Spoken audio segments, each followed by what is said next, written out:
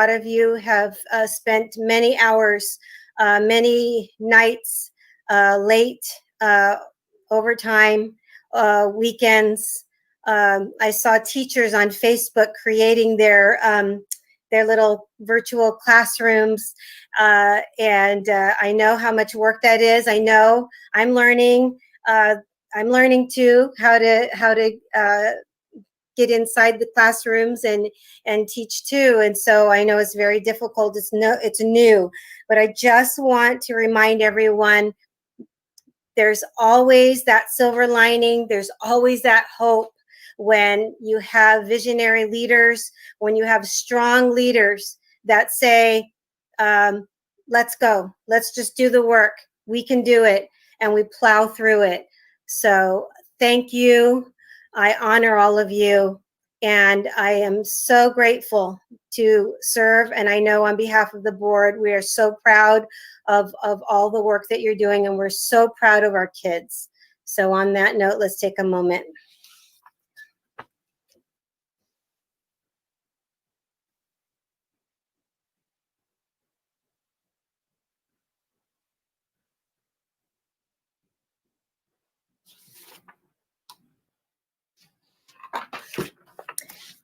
All right, thank you. Item 5.3, the clerk of the Board of Trustees will report out actions taken during closed session.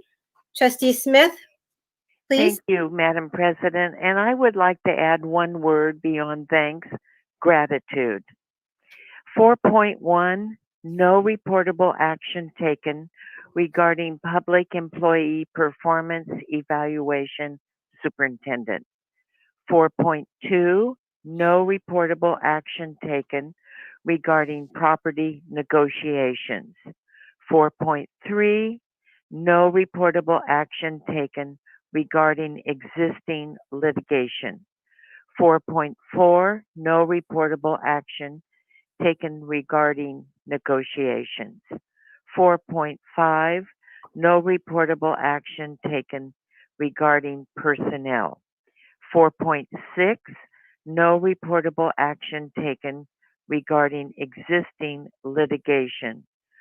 4.7, the Board of Trustees unanimously voted to dismiss employee HR -2020-21-04. And lastly, 4.8, the Board of Trustees unanimously voted to make the following appointment effective April 1, 2020. Jackie Counts, Director, Innovative Programs and Cambridge Virtual Academy. Okay. Is Jackie here? Not here? Okay. We'll have to. So. She's hard at work leading Cambridge Virtual Academy right now. We'll have to get here to congratulate her and let her speak on her behalf. But we are so happy to have made that a choice. We're so proud of her. All right. Introduction of guests. We're going to skip that. We're going to move on to our reports of the associations. And I'm not sure who's here, so I'm just going to call on association, and please always introduce yourself. So I'm going to call on Asta. Hi, this is Grant Schuster. I'm the president of the Anaheim Secondary Teachers Association, and I do have a brief report today. I'd like to start off. Good afternoon, trustees, cabinet, and community.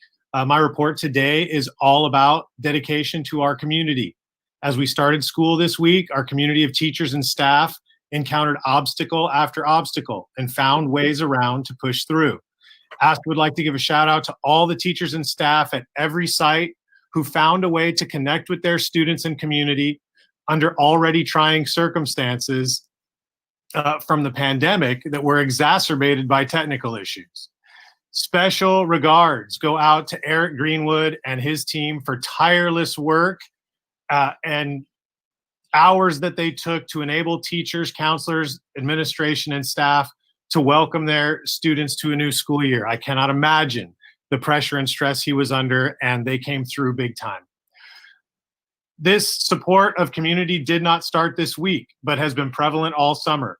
Well over 100 teachers have worked continuously with district partners on the opening of schools task force, e-learning, racial and social justice issues, special education, contract bargaining, and creating MOUs to support our teachers as they create innovative ways to help our students grow and bring back some stability to our students' lives and to our neighborhood communities.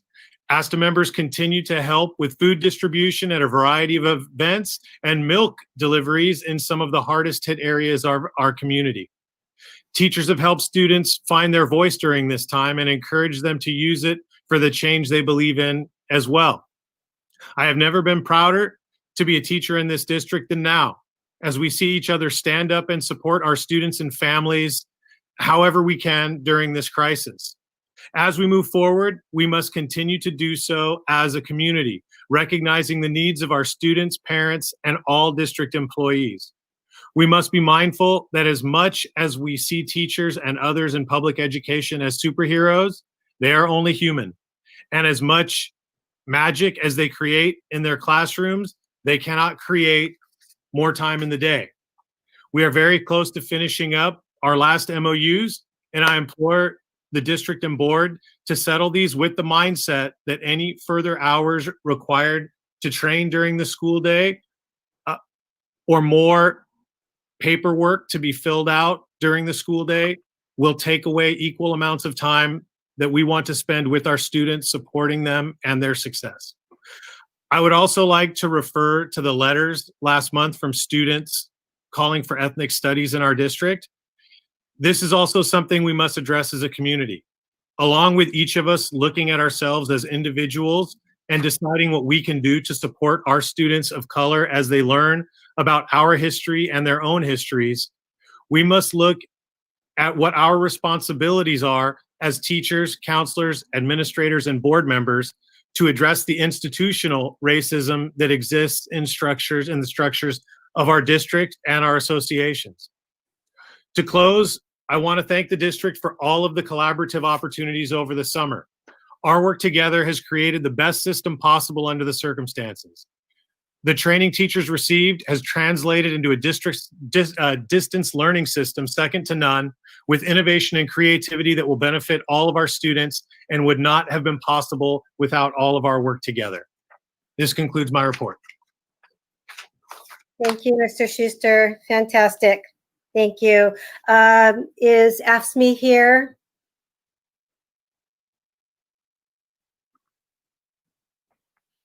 How about APGA? Buck is here. All right, And Buck. I just want to second and third and fourth everything Grant had to say. And I think it's really important to understand that counselors are working remotely and they were able to schedule students from home, working at home, to get those students into classes. So a big shout out to counselors for getting that done, because teachers wouldn't be able to teach if those students weren't in their classes and in the right classes. I have a couple other important announcements. One would be that also during the pandemic, our district has a 91.5% graduation rate. And I think the efforts of teachers, but more importantly, well, not more importantly, but it's time to recognize those counselors that did a fantastic job, all those senior counselors and also the teachers, to get that graduation rate, Stephanie Henry, and all the work that's been done remotely from home to make sure that we can get those students correctly tagged and graduated and make the CalPADS world a happy place. I do have one final important message, and that is we have a new president-elect, and that is Sylvia Nopa, and I think she is here at the meeting. So Sylvia, if you want to jump in.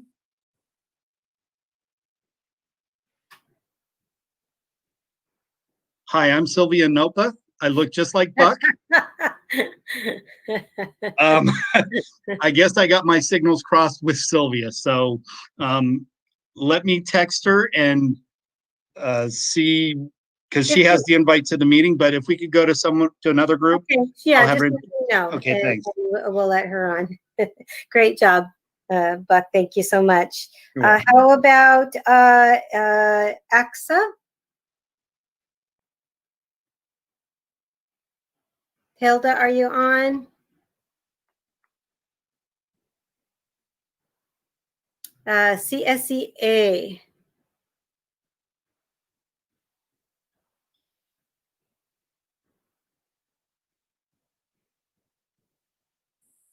Okay, I think what we can do is I'll check back with you after our PTSA. It looks like Sylvia has joined us. Oh, there we go. All right, we stalled enough. So Sylvia, this is Buck. I just introduced you. So if you'd like to say a few words about who you are and what your role is. Hello, everyone. Thank you for your time today. My name is Sylvia Onopa. I have been in the district since 2006 as a counselor. I started off at Ball Junior High School. I worked with Dr. Freed there for a couple of years before moving on to Cypress High School, and then Catella High School, and Sycamore Junior High School, and now this year I am at Magnolia High School. So I am very excited to be taking on this co-president role with my counselors. Welcome, Sylvia. Thank you so much. That was kind of mean just to put you on the spot like that. You did a great job, and we're so happy and proud of the work that the counselors do. So thank you, and thank them for us too at your meetings. We appreciate you. Thank you very much. That means a lot. Thank you. Okay, just one more call out for AFSCME or CSEA or AXA. How about PTA? Did you call them? I will. Just give it one more shout out. Okay, moving on to our Parent Teacher Association President. Are you on?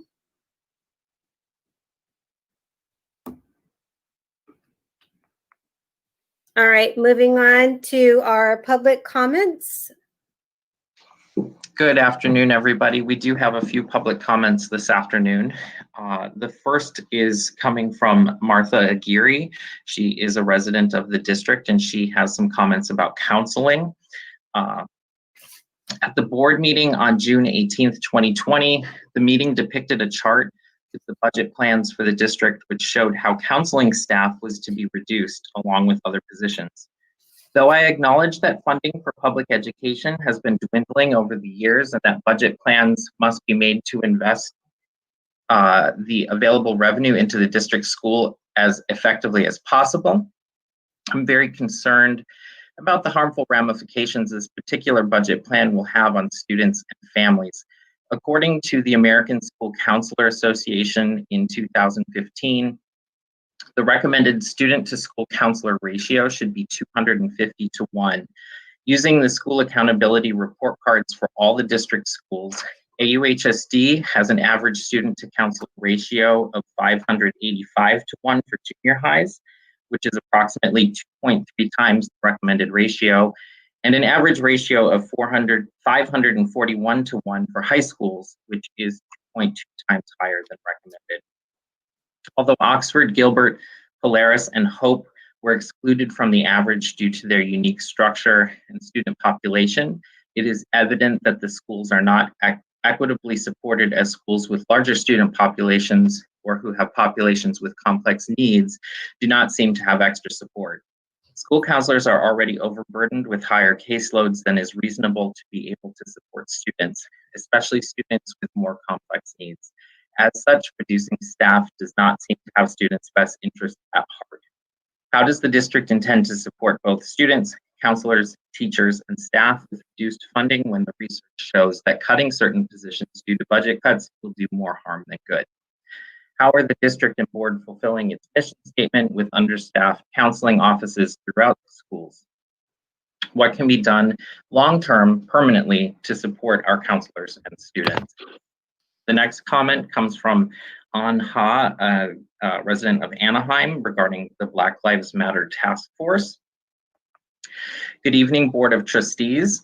I would like to thank you for your supportive words at the previous board meeting regarding ethnic studies and appreciate the district's efforts in structuring the Black Lives Matter Task Force. I'm aware that the district is overwhelmed with the start of the school year and distance learning, but I hope our concerns will be prioritized as the school year progresses. I'd like to raise concerns that are related to the Black Lives Matter Task Force to be taken into consideration in future discussions. During a meeting with Oxford's principal, many students and alumni voiced their experiences with racism and other reports of discrimination, where their complaints to the district were essentially dismissed or barely investigated. Cases involving racial profiling, public humiliation, and bullying by teachers and students received little prioritization, which has been harmful to students' learning environments in many ways. According to Section F of the California Education Code, Section 201, it is, quote, it is the intent of the legislature that each public school undertake educational activities to counter discriminatory incidents on school grounds, and within constitutional bounds, to minimize and eliminate a hostile environment on school grounds that impairs the access of pupils to equal education opportunity. We ask that the board look into ways to assure that complaints and reports are handled adequately under proper leadership, as well as explore how inabilities to act in cases of racism and discrimination in the past have affected student mental health, safety, and performance. Furthermore, students have expressed high interest and commitment in actively being a part of the Black Lives Matter Task Force in achieving an ethnic studies program that caters to the needs and identities of all students at AUHSD. We look forward to hearing from the board on these matters. The next comment comes from Casey Lang regarding the Black Lives Matter Task Force. As a teacher in the district, I applaud your courage to do what others wouldn't. When we acknowledge and empower those who have been marginalized, then we become allies to social justice and civil rights. Today, it is not enough to silently say, I'm not a racist, and so it's not my issue. Today, we must actively be anti-racist, and this is an anti-racist step. I thank you, and I know several students I work with thank you as well. The next comment is from Lizette Vargas Gracian, a resident of Anaheim, regarding the Black Lives Matter Task Force. I am extremely proud that AUHSD is leading the way on equity. The courage necessary to take this step cannot go without notice. As a parent and teacher of minority children, I know this will send a message of solidarity and compassion. AUHSD continues to lead in civic engagement, critical thinking, and life skills. The lessons that our students will learn from the Black Lives Matter Task Force will foster inclusivity, anti-racist attitudes, and instill civic responsibility. The right thing is not always popular, but positive change is always worth the struggle. Thank you. The next comment comes from Amreen Kaur, also a district resident, regarding the Black Lives Matter Task Force. In the Oxford Academy student meeting with the new principal, Amber Houston, several students shared their experiences of the following: racial profiling, discrimination, teachers being controlling and creating a hostile environment for students. These cases were handled inappropriately and in an untimely manner, showing that creating a safe environment for students was not the first priority. This inadequate handling of these cases create a hostile environment for students who want to report, but are afraid for safety of their grades, relationships with teachers, and scrutiny from other students, etc. This is not just an Oxford Academy problem, but an AUHSD problem. I am glad that now these students' experiences were heard, but how will the school district change to make sure that students are the #1 priority? It's also great that there's a Black Lives Matter task force, but are there any updates as to how that is going? The public has not been provided any information on the activities and goals of the Black Lives Matter task force. The next comment comes from Jamie Koh, K-O-U-G-H, regarding the Black Lives Matter task force. I am an art teacher for North Orange County Regional Occupational Program with AUHSD. I received notice that the district was starting a Black Lives Matter task force and later invited to participate. It was a quick yes. The invitation came at the perfect time. Our family was torn this summer with responsibility to the military. My husband is a colonel in the US Army, and to the Black Lives Matter movement. Our 2 college-age children have been active in Black Lives Matter marches. These past few months have proven that these 2 sides stand on opposite sides of the street. On the same day, my daughter called me with rubber bullets flying at her feet.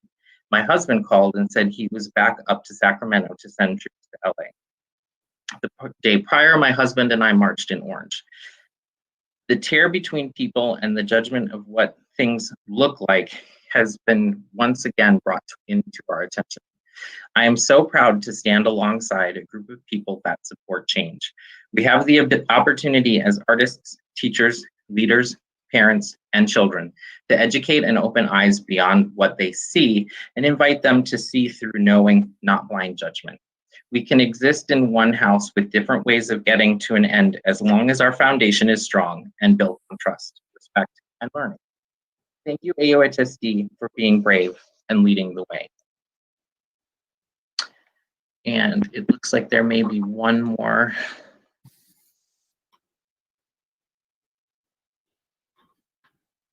And then there's one more public comment that just came through from Emily, who was a resident of the district. In the last few years, I have faced harassment and discrimination from other students within the AOHSD district. A few instances, for example, myself and other women were subjected to vile, explicit stories that were spread amongst a group of boys. Personally, for me, I had a story that was written and posted on social media. To my horror, was not taken down after several requests. Not only that, I am sure Western High School is aware of a student who has sexually harassed girls from his school and other schools.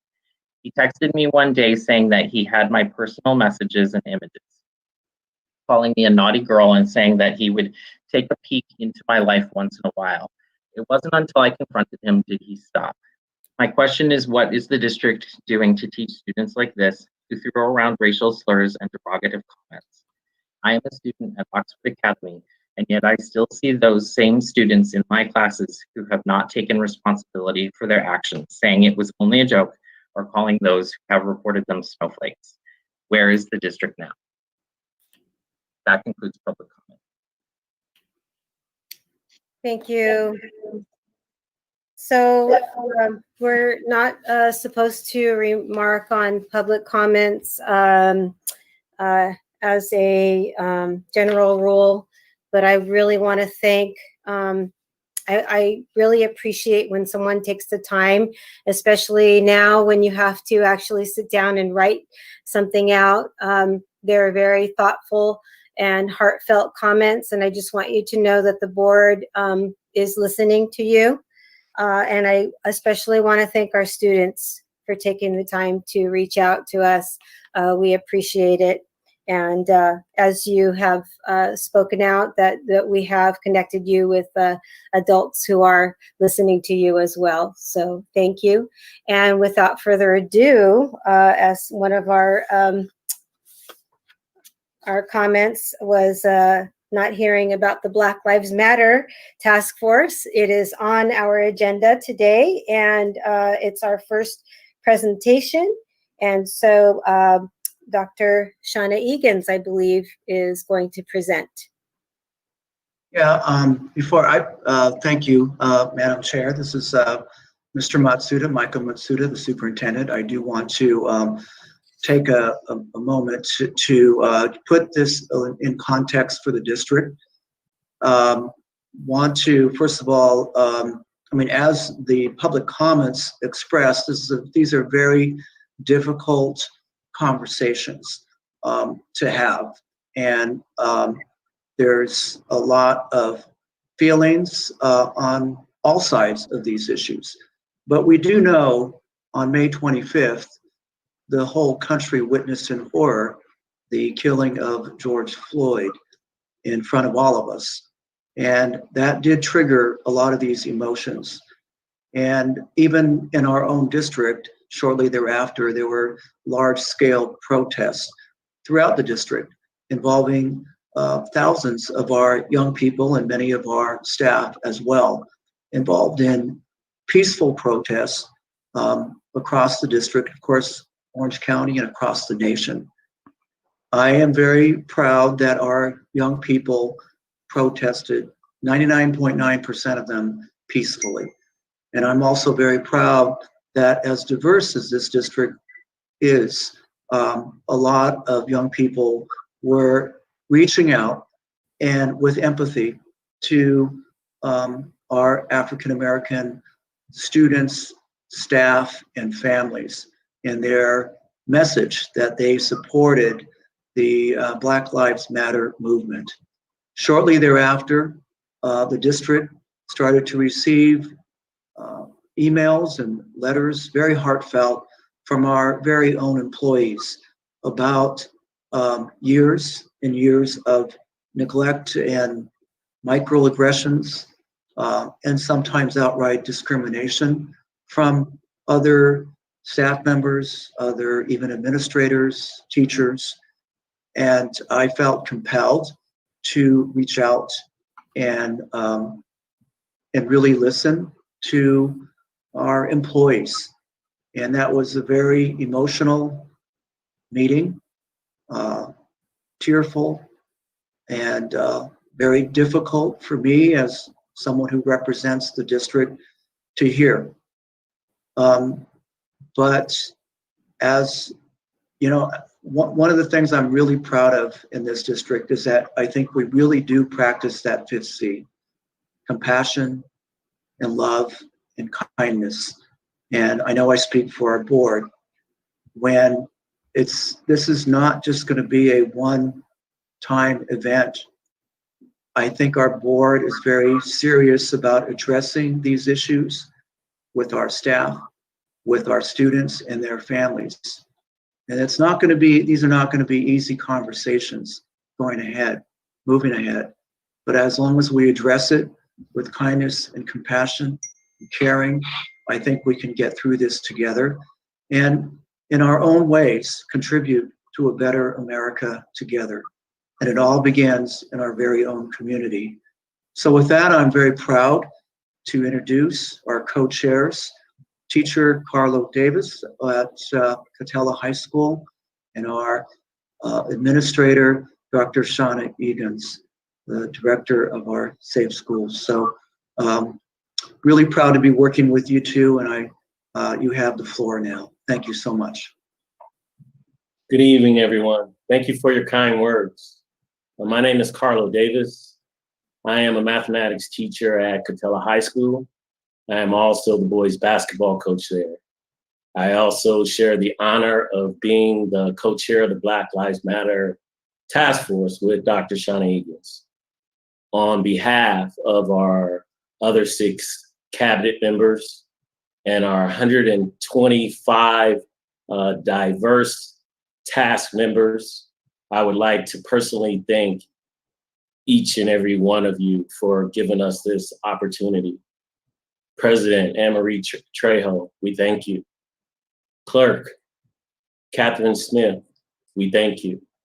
Assistant Clerk Anna Piercy, we thank you. Member Al Jabbar, we thank you. Member Brian O'Neill, we thank you. In addition, we would also like to thank Superintendent Mike Matsuda and his executive cabinet. Shauna. Hi, good afternoon, everyone. I have to tell you, I am deeply honored. And before we start, the one thing that comes to mind that's important is that when you know your why, you know your way. And that resonates with us. What is the why? When we hear the opposition, when we hear that the district should just stand mute, and why are we making this and supporting this? The why was clearly expressed in the Black Lives Matter resolution. It helped define our purpose, define why we're doing this and who we are. And Mr. Matsuda, the way you provided by doing what other districts wouldn't do, which is create a task force so that you can hear conversations that aren't easy to hear, especially in our district where we pride ourselves on our diversity, on the 5 C's, on equity. And we spend a lot of time in professional development in closing those gaps and bringing the awareness to everyone, our staff, our students in our community, to allow a task force and give a voice to continue to go down that path. You've given us the way. So with that, we as a unit, as a task force had come together. And the number one thing is, what's the purpose and what's the vision statement? We're very grateful that we have a visioning process that we tried to replicate on a smaller scale that allowed for input, that allowed for expression, and that was based on the words of our board in the resolution. So I would like to read to you our Black Lives Matter Task Force vision statement. It reads, the Black Lives Matter Task Force is united and committed to the ideals, assertions, and values declared in the AUHSD Black Lives Matter resolution approved on June 18th, 2020. Our task force will provide policy recommendations for increasing equity and access for African American students and staff in AUHSD. Our mission is to advocate for culturally responsive instruction for students, improve engagement with families, and promote social and racial justice for all stakeholders in AUHSD. And please, let me say that one more time. Our mission is to advocate for culturally responsive instruction for students, improve engagement with families, and promote social and racial justice for all stakeholders in the Anaheim Union High School District. And I hope that now that the board has given us the why and Mr. Matsuda has given us the way, that the vision statement that we have come has resonated with the purpose that aligns and that will support everything that we value in this district moving forward. Thank you, Shauna. Just to reiterate, when Shauna says all stakeholders, our task force realized that our district has been very intentional to include all stakeholders. This is shown throughout the 5 C's.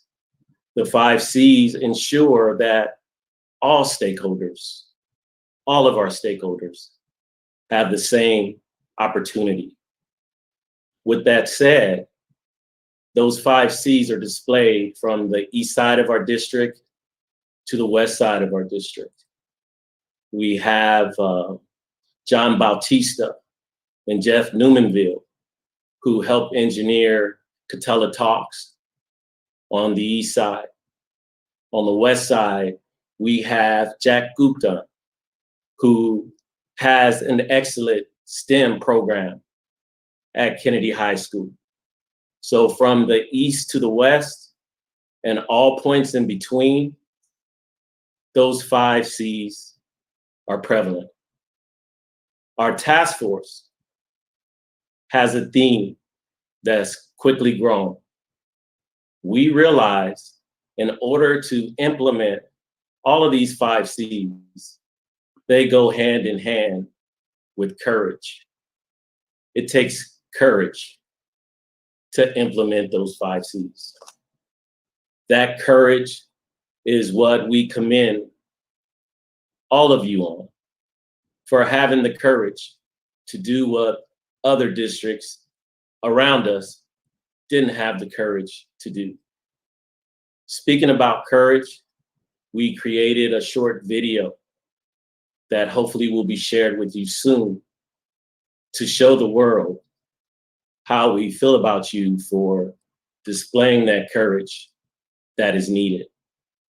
The goal of our task force is to make sure that a group that has been somewhat overlooked gets to have that safe space to display their courage. We've created those safe spaces recently for our LGBTQ community. We created those safe spaces for our special ed students. Our special ed students who have that one-on-one aid, and they have to walk into that classroom with their head high, knowing that everybody can see right away that they're different. It's now time for our district to create that safe space for our African American kids and our staff and our community.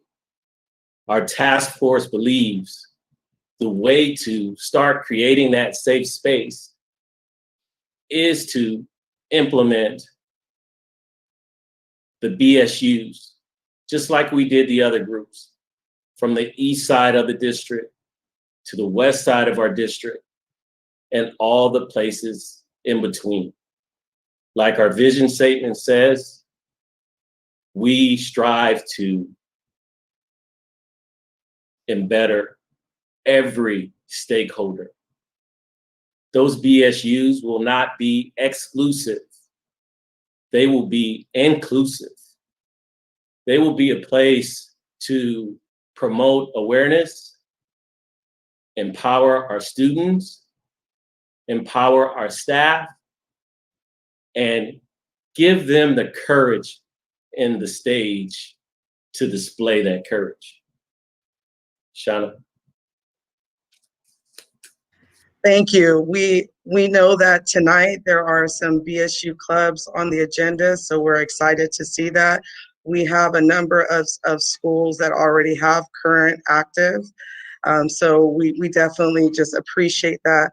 And one thing just to point out, Carlo has done an amazing job connecting our current BSUs with our pledge partners like UC Irvine, Cal State Fullerton, right? Their BSUs, our surrounding district school BSUs. So we are really excited for that work to move forward. The task force itself, Carla has mentioned, over 125 educators, both classified and certificated. We have come together.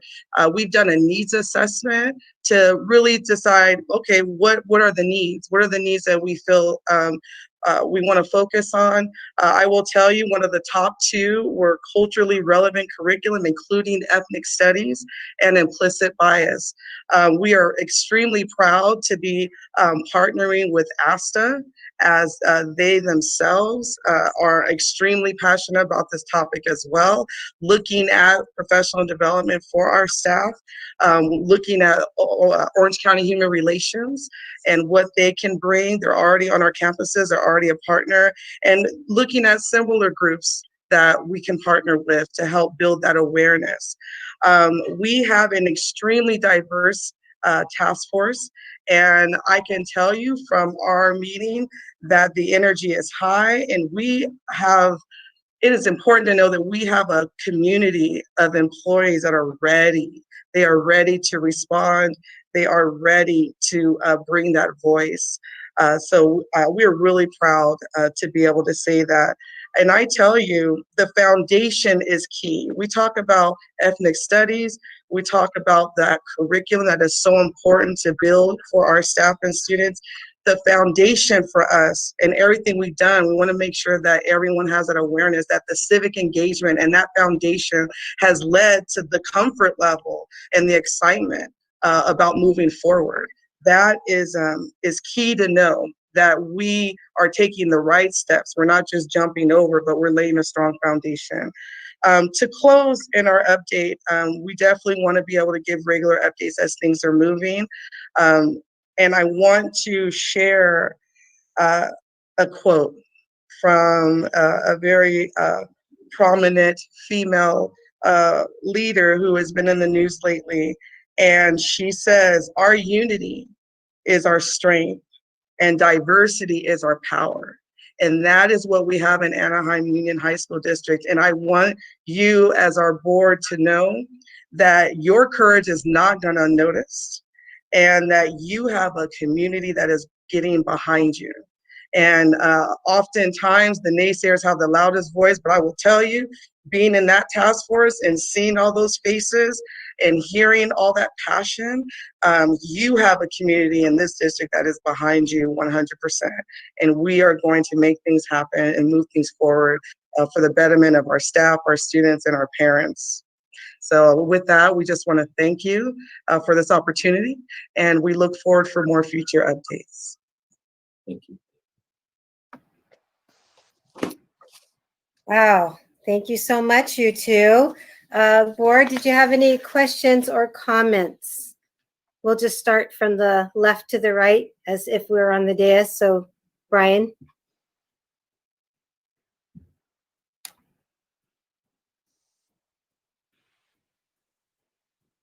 Are you there? Mr. O'Neill, it looks like you may be on mute. Oh, there he goes.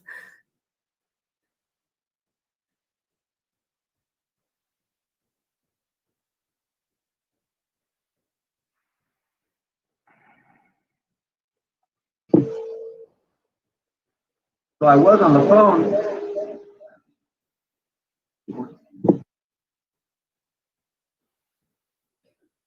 Okay, while you're working that out, I'll call on Al. So just take your time. Okay, Al?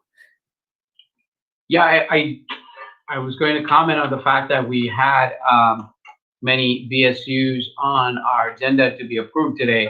I was wondering if that was a coincidence or if this just occurred right after we went into our putting our task force together. Carlo can speak to that. We currently have 10 BSUs in place, including the ones that are going to be approved today. We also have advisors in place on every campus.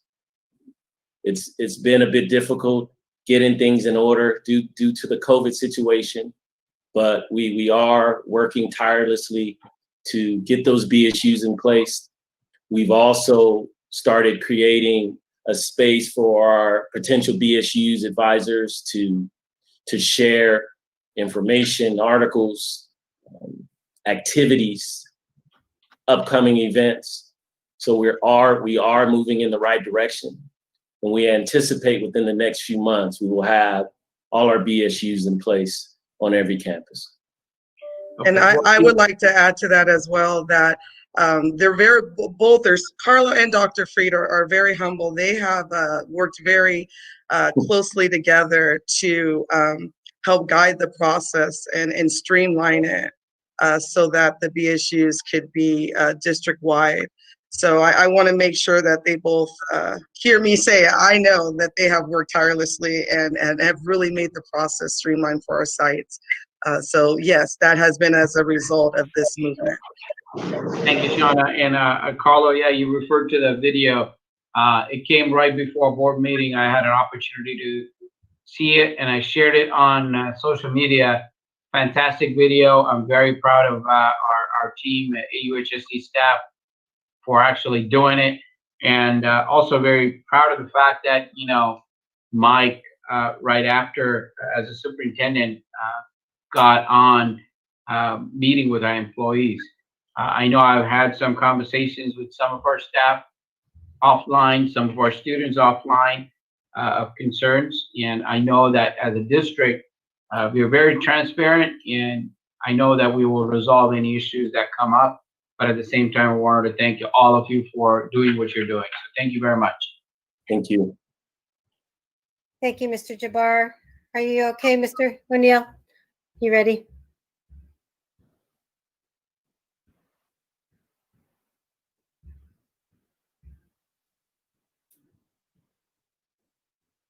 Oh, okay. We'll have to figure that out because we got to get you to vote. Anna, go ahead. Okay, technical difficulties. Thank you, Shauna and Carlo, for all the work you've done. It's amazing what you have been able to accomplish in 2 months' time. It's super. You know, like all these, you know, BSUs. I mean, like Al was saying, you know, I saw them coming forward and I'm going, wow, great. But now you've got already 10 in place. That's phenomenal. And I am amazed at the number of people that have joined the task force, 125. Wow, that's super. So you guys are doing a great job. Keep it up. And I know it's a lot of work, but thank you very much, both of you. Thank you. Thank you, Ms. Piercy. Ms. Smith? Well, gratitude to all of you. And I would like to say that how this is going to be effected and how we will be able to create the change that we want to see. I would remind everyone, regardless of age, that no one has ever lived in someone else's shoes. And we, years ago, posted the golden rule in all of our classrooms, and they are now being replaced with new ones, and I hope they'll stay up, as a constant reminder to each and every one of us, you treat others the way you would want to be treated. And I wish the task force the best. I would love to just observe, if that would be possible, to attend and listen and hear. But most of all, beyond listening, we have to hear. So once again, Shauna and Mr. Davis, thank you, thank you. Brian, go ahead, and if I can get Okay. another opportunity. Yay. All right, there you go. Can you hear me now? Yes, we can. Okay, I dialed back in. Technical, just like maybe Spectrum. I just wanted to thank Shoshana and Carlos for you being the leaders of the group, 125 strong. That is fantastic. I'm so proud to be in a district that is doing things that need to be done, doing the right things for the future. And I'm really looking forward to hearing as you progress what you're proposing for the district and how we can be leaders in not only locally but maybe nationally in showing others what should be done and how to do it. So thank you.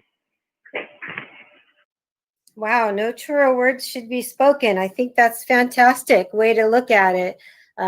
Nationally, we are leaders out there, and as you said, where other districts have been struggling with this subject. I think that we really just decided this is the way to go, and but we're taking credit for the work that you're doing. That's what board members do. But we're so proud of you. We understand it's not been very easy to have these conversations. It's taken a while for it to become a little lighthearted, as you spoke about, at the last meeting. I imagine the first couple meetings that were a little bit difficult. But I love the enthusiasm. I love that you have 125 strong. That just speaks volumes of the commitment people are making and taking on top of everything else that we're dealing with. That's truly amazing. Thank you too for stepping up and leading the group on top of everything else that you're dealing with. And I have high hopes for all of the comments to come, be they easy or hard. We will hear you, as Trustee Smith said. It's about us listening and hearing what you say, and us trying to disseminate it in any way possible. I love the two subjects that you're talking about. Implicit bias, we all have it. There's just no way to get around it. And it's time that we look at it. It's not comfortable, but it's time that we look at it and study it and do better, because we can. And I like the fact that you're talking about culturally, how did you phrase that, Shauna? Culturally responsive curriculum. Very good. Culturally responsive curriculum, to embed it within all of our subject areas. I think that's another thing that we can possibly do. And you hear the letters that we're getting from our students. They really are, they're wanting that. So thank you for bringing that up too. It just so aligns with all the things that we're doing. Thank you also for talking about how everything that we're doing aligns with what we needed to do and what we're needing to do now. When you're talking about civic engagement, it's like we had the foundation laid out, and perfect timing for this to happen. The bones, as you can say, the foundation of the 5 C's and the and the civic engagement now. Teachers have the tools to use these and use these as tools to further have these hard discussions.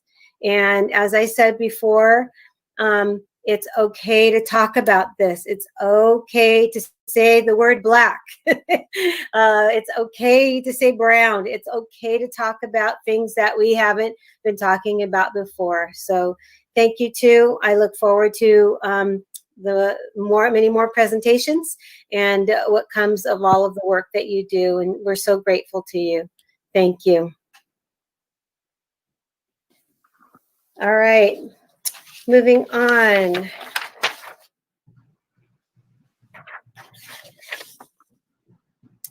(9.2) our AIM Summer Internship, Virtual Internship Program. And I believe Dr. Freed. I'll start off.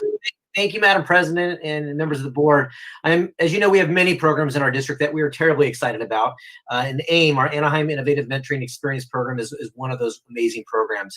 And despite the fact that we had a pandemic and we had to shift everything to virtual experience, I'm really proud of the great work our AIM team did to really transition to this virtual world.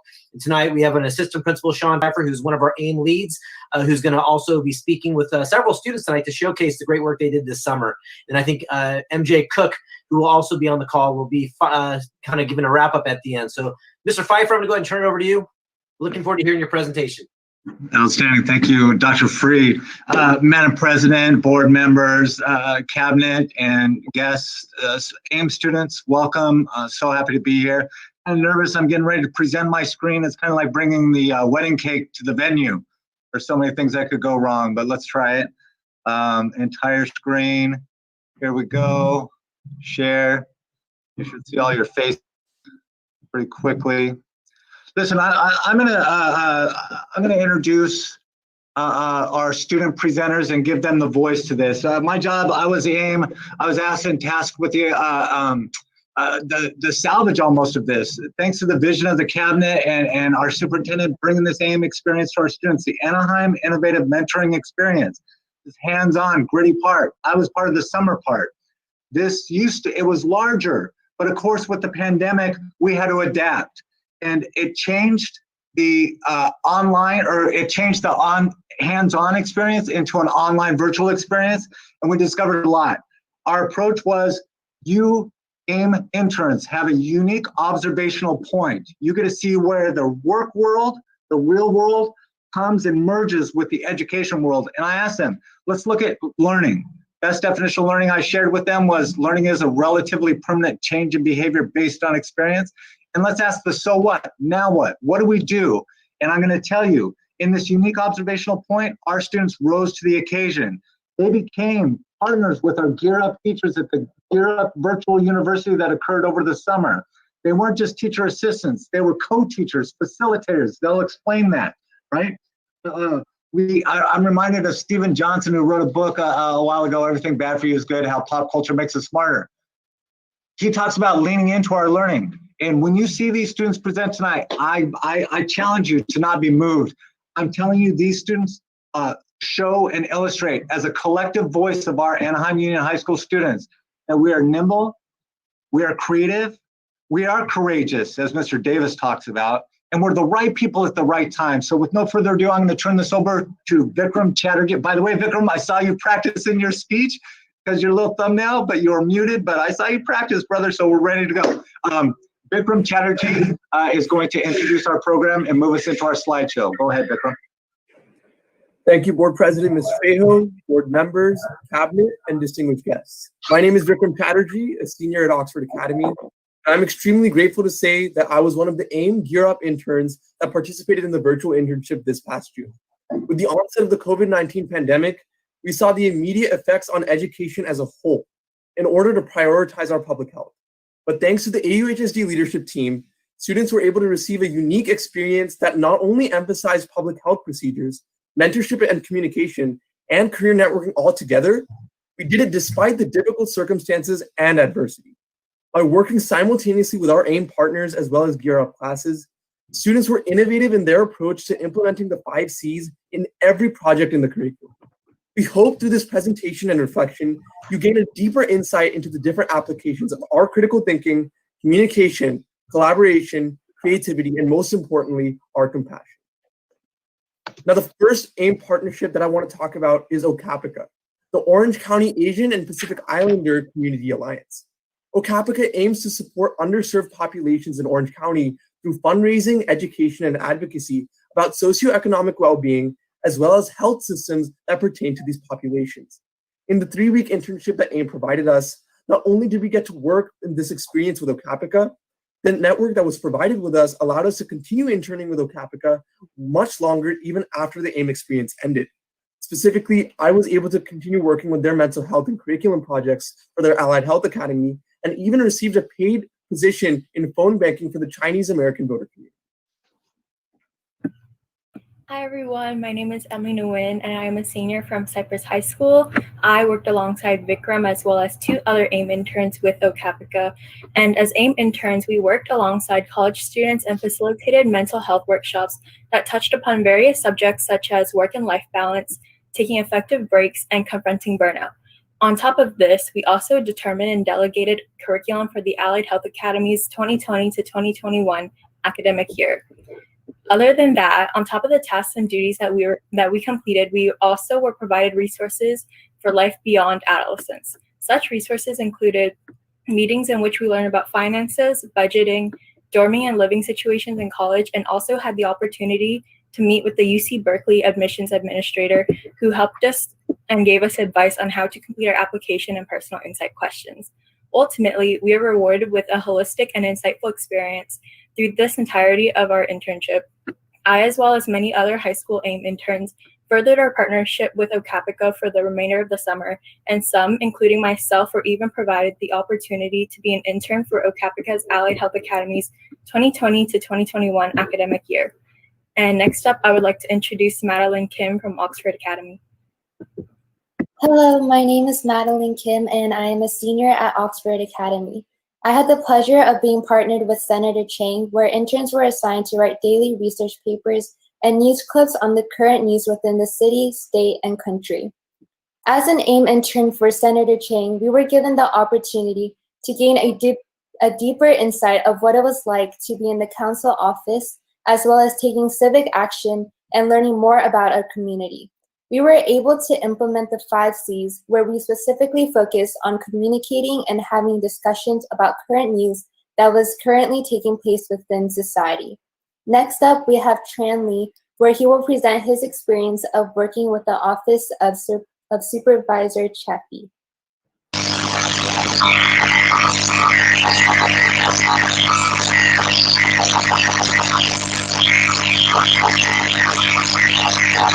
We are having some disturbance in that. Sorry.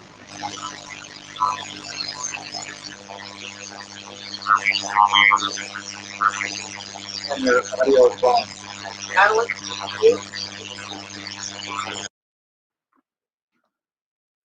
Go ahead and try again, Tran. Okay, we're going to move on, and we'll come back to you if we can. All right, hello everybody. My name is Kenny Lee, and I'm from Oxford Academy.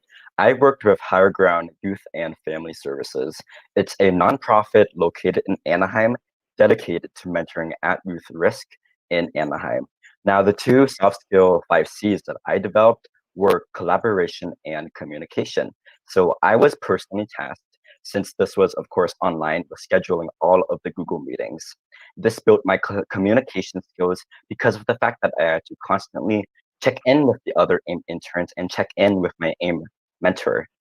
Now, us interns were tasked with creating a reopening plan from scratch for this business, because Higher Ground is a after-school program. So just like Oxford Academy or the district, we had to create a reopening plan emphasizing a budget for additional materials that they might need, safety protocols, and communication protocols, which required constant collaboration between us to ensure that we were all on the same page. Now, this was the first internship I have ever experienced. So working with Mrs. Densmore, the COO, gave me valuable insight and especially showed me how the skills from high school can and will translate into a workplace environment. Next, we have Caitlin Nguyen from Magnolia High School.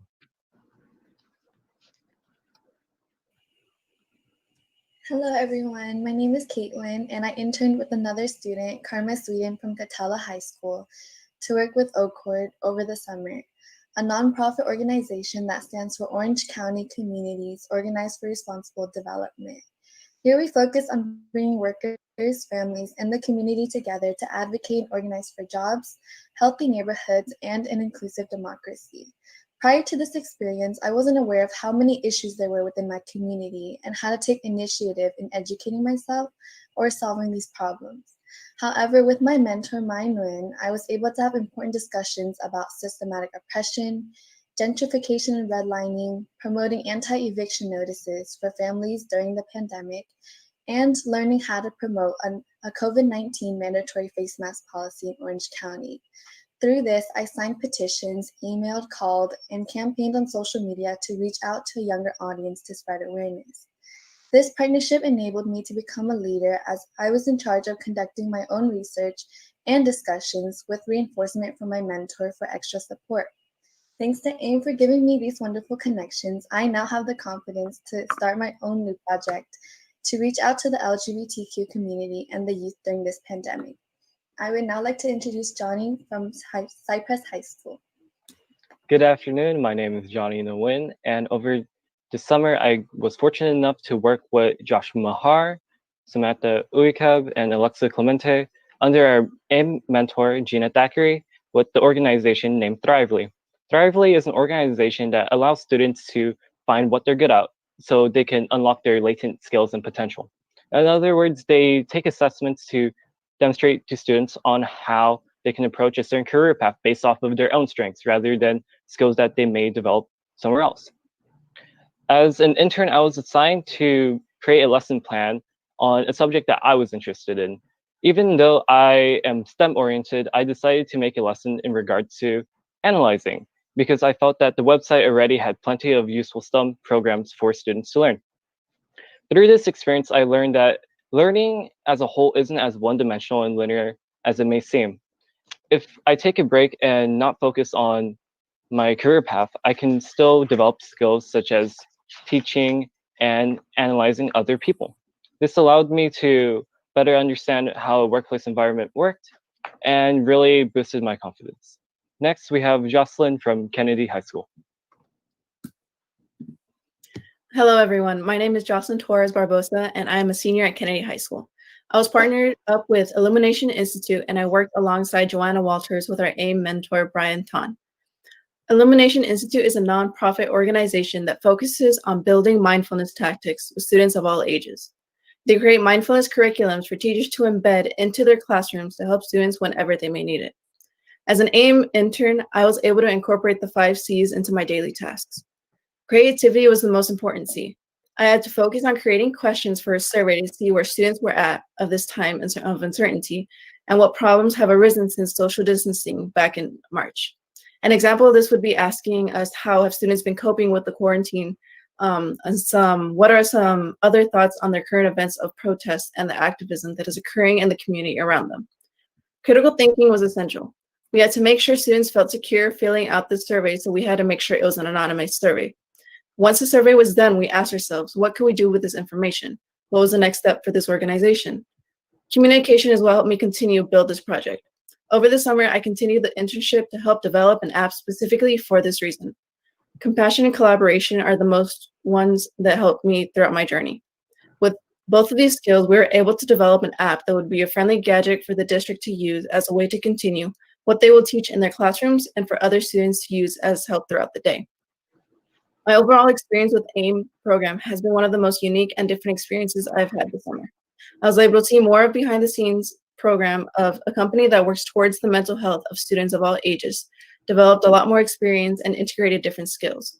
I was able to multitask, strengthen my leadership skills, and further obtain skills that I have not been able to before. I truly am thankful to have worked with a number of other students from other schools, including Oxford, Magnolia, Cypress, Catella, and others as well. Now I will introduce Brianna Castaneda from Loera High School.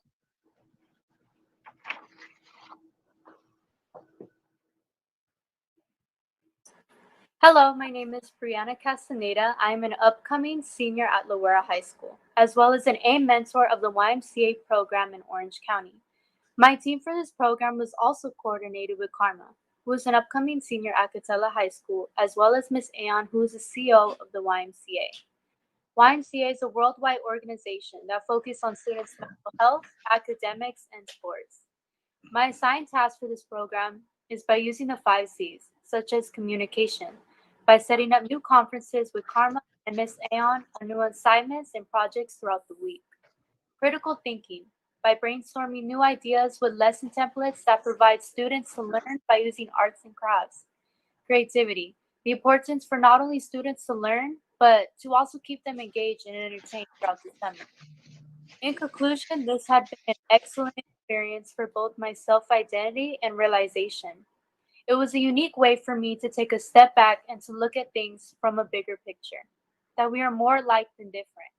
I appreciate that Mr. Pfeiffer also taught us the importance of learning, that despite your age, background, nationality, language, learning can be applied to anyone, and that we are learning every single day based on the choices and the experiences we make in life. Lastly, I was able to realize the importance of attitude and effort. You give are the results that you will achieve. Thank you. And now I'm going to introduce the next slide that provides information about what we have learned throughout the pandemic that's given by Madeline Kim, who attends at Oxford Academy. Hello, AIM was also given the opportunity to work with virtual Gear Up University, where my specific instructors were Miss Mann and Mr. Gaudet.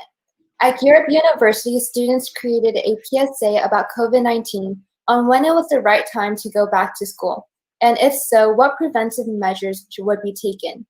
Students researched every day on the statistics of the coronavirus, as well as other pandemics that occurred in the past.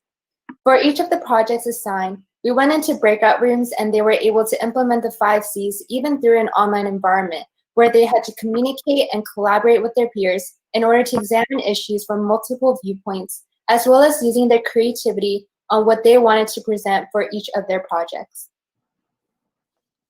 Hi, my name is Ivan Ayala, and I am from Magnolia High School. Not only was I able to have a wonderful AIM experience with my AIM mentor, Mr. Bautista, me and Vikram were able to experience the Gear Up University with Mr. Wilmuth and Mrs. Gonzalez from Casala High School. We were able to mentor our peers and help them through the classroom. And we were able to guide them to the 5 C's while creating multiple projects and allow them to look at COVID-19 through the community, and how it affects them personally. It was a great way to gain new friendships and gain new experiences, and we were also able to distract ourselves from the pandemic that was happening. Overall, that was a great experience. Next, I'd like to reintroduce Johnny Nguyen from Cyprus. For my Gear Up experience, I worked with Mr. Solorzano and Mrs. Duenas, along with the 3 other interns I worked with at Thrively. Their class was Youth Entrepreneurs, and as a mentor, I was there to facilitate breakout rooms and lead discussions. Their main project was to create a Shark Tank pitch for a business idea that would prosper during a pandemic. Granted, I can provide the students with ideas to speed up the process, but I learned that as a mentor and as a teacher, I should take a step back and allow for others to generate their own thoughts. In order for them to learn, they must be willing to learn, and for self-discovery, we must allow others to think up their own ideas and their own opinions. That's how self-growth starts. And next we have Kenny Lee from Oxford Academy with his Gear Up experience. Hello, my Gear Up class was called What Could Be? A Journey of Self-Discovery with Mr. Gonzalez, Mr. Johnson, and Mrs. Johnson from Anaheim High School, along with other great and wonderful AIM interns. Now, we had many different COVID-19 themed projects and small group activities aimed at building the collaboration skills of the students in an online world. However, my favorite part were the meditation sessions at the end of each of our classes by Mr. Gonzalez. This culminated into a final documentary for the students, overviewing how they felt and what they saw during the course of the pandemic. Now, facilitating fellow students and working with fellow teachers immensely developed my leadership skills. However, most importantly to me, it showed me how difficult teaching really is.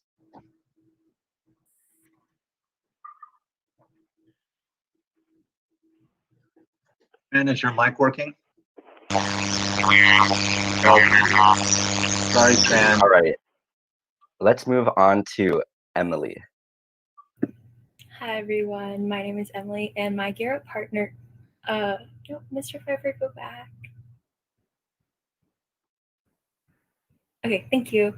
My Gear Up partners were Mrs. Lang, Miss Brief, and Mr. Manning, and the central idea that our class revolved around was how COVID-19 and current events such as Black Lives Matter have changed our perspective on the social climate. Students focused on analyzing different pieces of literature and creating their own reflective writing pieces to connect the literature content that they were learning with their perceptions of the social climate. As a mentor, I personally took on the role of chat liaison, in which I monitored the chat box each meeting to answer any questions that the students had and provided links in which the students would use to mark their attendance and participate in class activities. All in all, both students and teachers engaged in the 5 C's in each of the activities that we facilitated. And in conclusion, after reviewing the student video reflections and sharing our own experiences, we have collectively culminated a few words that we think accurately capture the experiences of both students and teachers. Such words include interesting, dedication, teamwork, critical thinking, community, collaboration, educational, networking, compassion, and rewarding. And with that being said, I would like to thank you all for your attention and introduce Miss MJ Cook, the AIM Program Director. Thank you very much. Let's see here. I'm really excited to join you guys tonight, and I really want to thank Mr. Pfeiffer and all of our Gear Up summer interns. Thank you for your dedication and commitment to the Gear Up COVID-19 project and to your AIM internship provider. On behalf of the AIM program team and all of AUHSD, we are very proud of you and the impact you've made in your own lives, but also within your community. Madam President, the board, cabinet, and all of our guests here tonight, the AIM Gear Up Summer Project is the first of many exciting virtual opportunities for our AUHSD students. It's an honor for me to be able to share with you that with a virtual start to our school year, the AIM program and its multi-tiered structure will continue to provide our students with opportunities to engage in work-based learning experiences, but via a virtual landscape. These experiences will align with the practices and protocols of AIM's business partners and provide our students with opportunities to experience telework, develop newly emerging skills for remote workforce success, and ultimately experience firsthand shifts that are occurring in the workforce. We believe that it's AIM's ability to be nimble and adjust quickly to changes happening in real time in our communities and in the workforce that has led to some very exciting opportunities for our AUHSD students in this new school year. We're really excited to share that launching this fall is the AIM Distance Learning Project, where we'll have over 500 AUHSD student interns serving as AIM Distance Learning tutors for our students. We are also excited to launch a partnership with the Latino Health Access Organization, where we're going to be having 12 of our student interns working on a COVID-19 project focused on awareness and education in the community to help stop the spread of COVID-19. This is in addition to the dedication and commitment of our current AIM business partners who are dedicated to providing our students with the experiences that they had previously experienced in a traditional in-person experience, but through that virtual landscape, they are completely dedicated to ensuring there's no disruption to their partnership and their commitment to ensuring that our students experience success for college, career, within their communities, and ultimately in their lives. We're really proud of the work that our students do. We're really proud of the commitment of our business partners and the support of our community. And ultimately, we want to thank you for your continual support and making this program possible.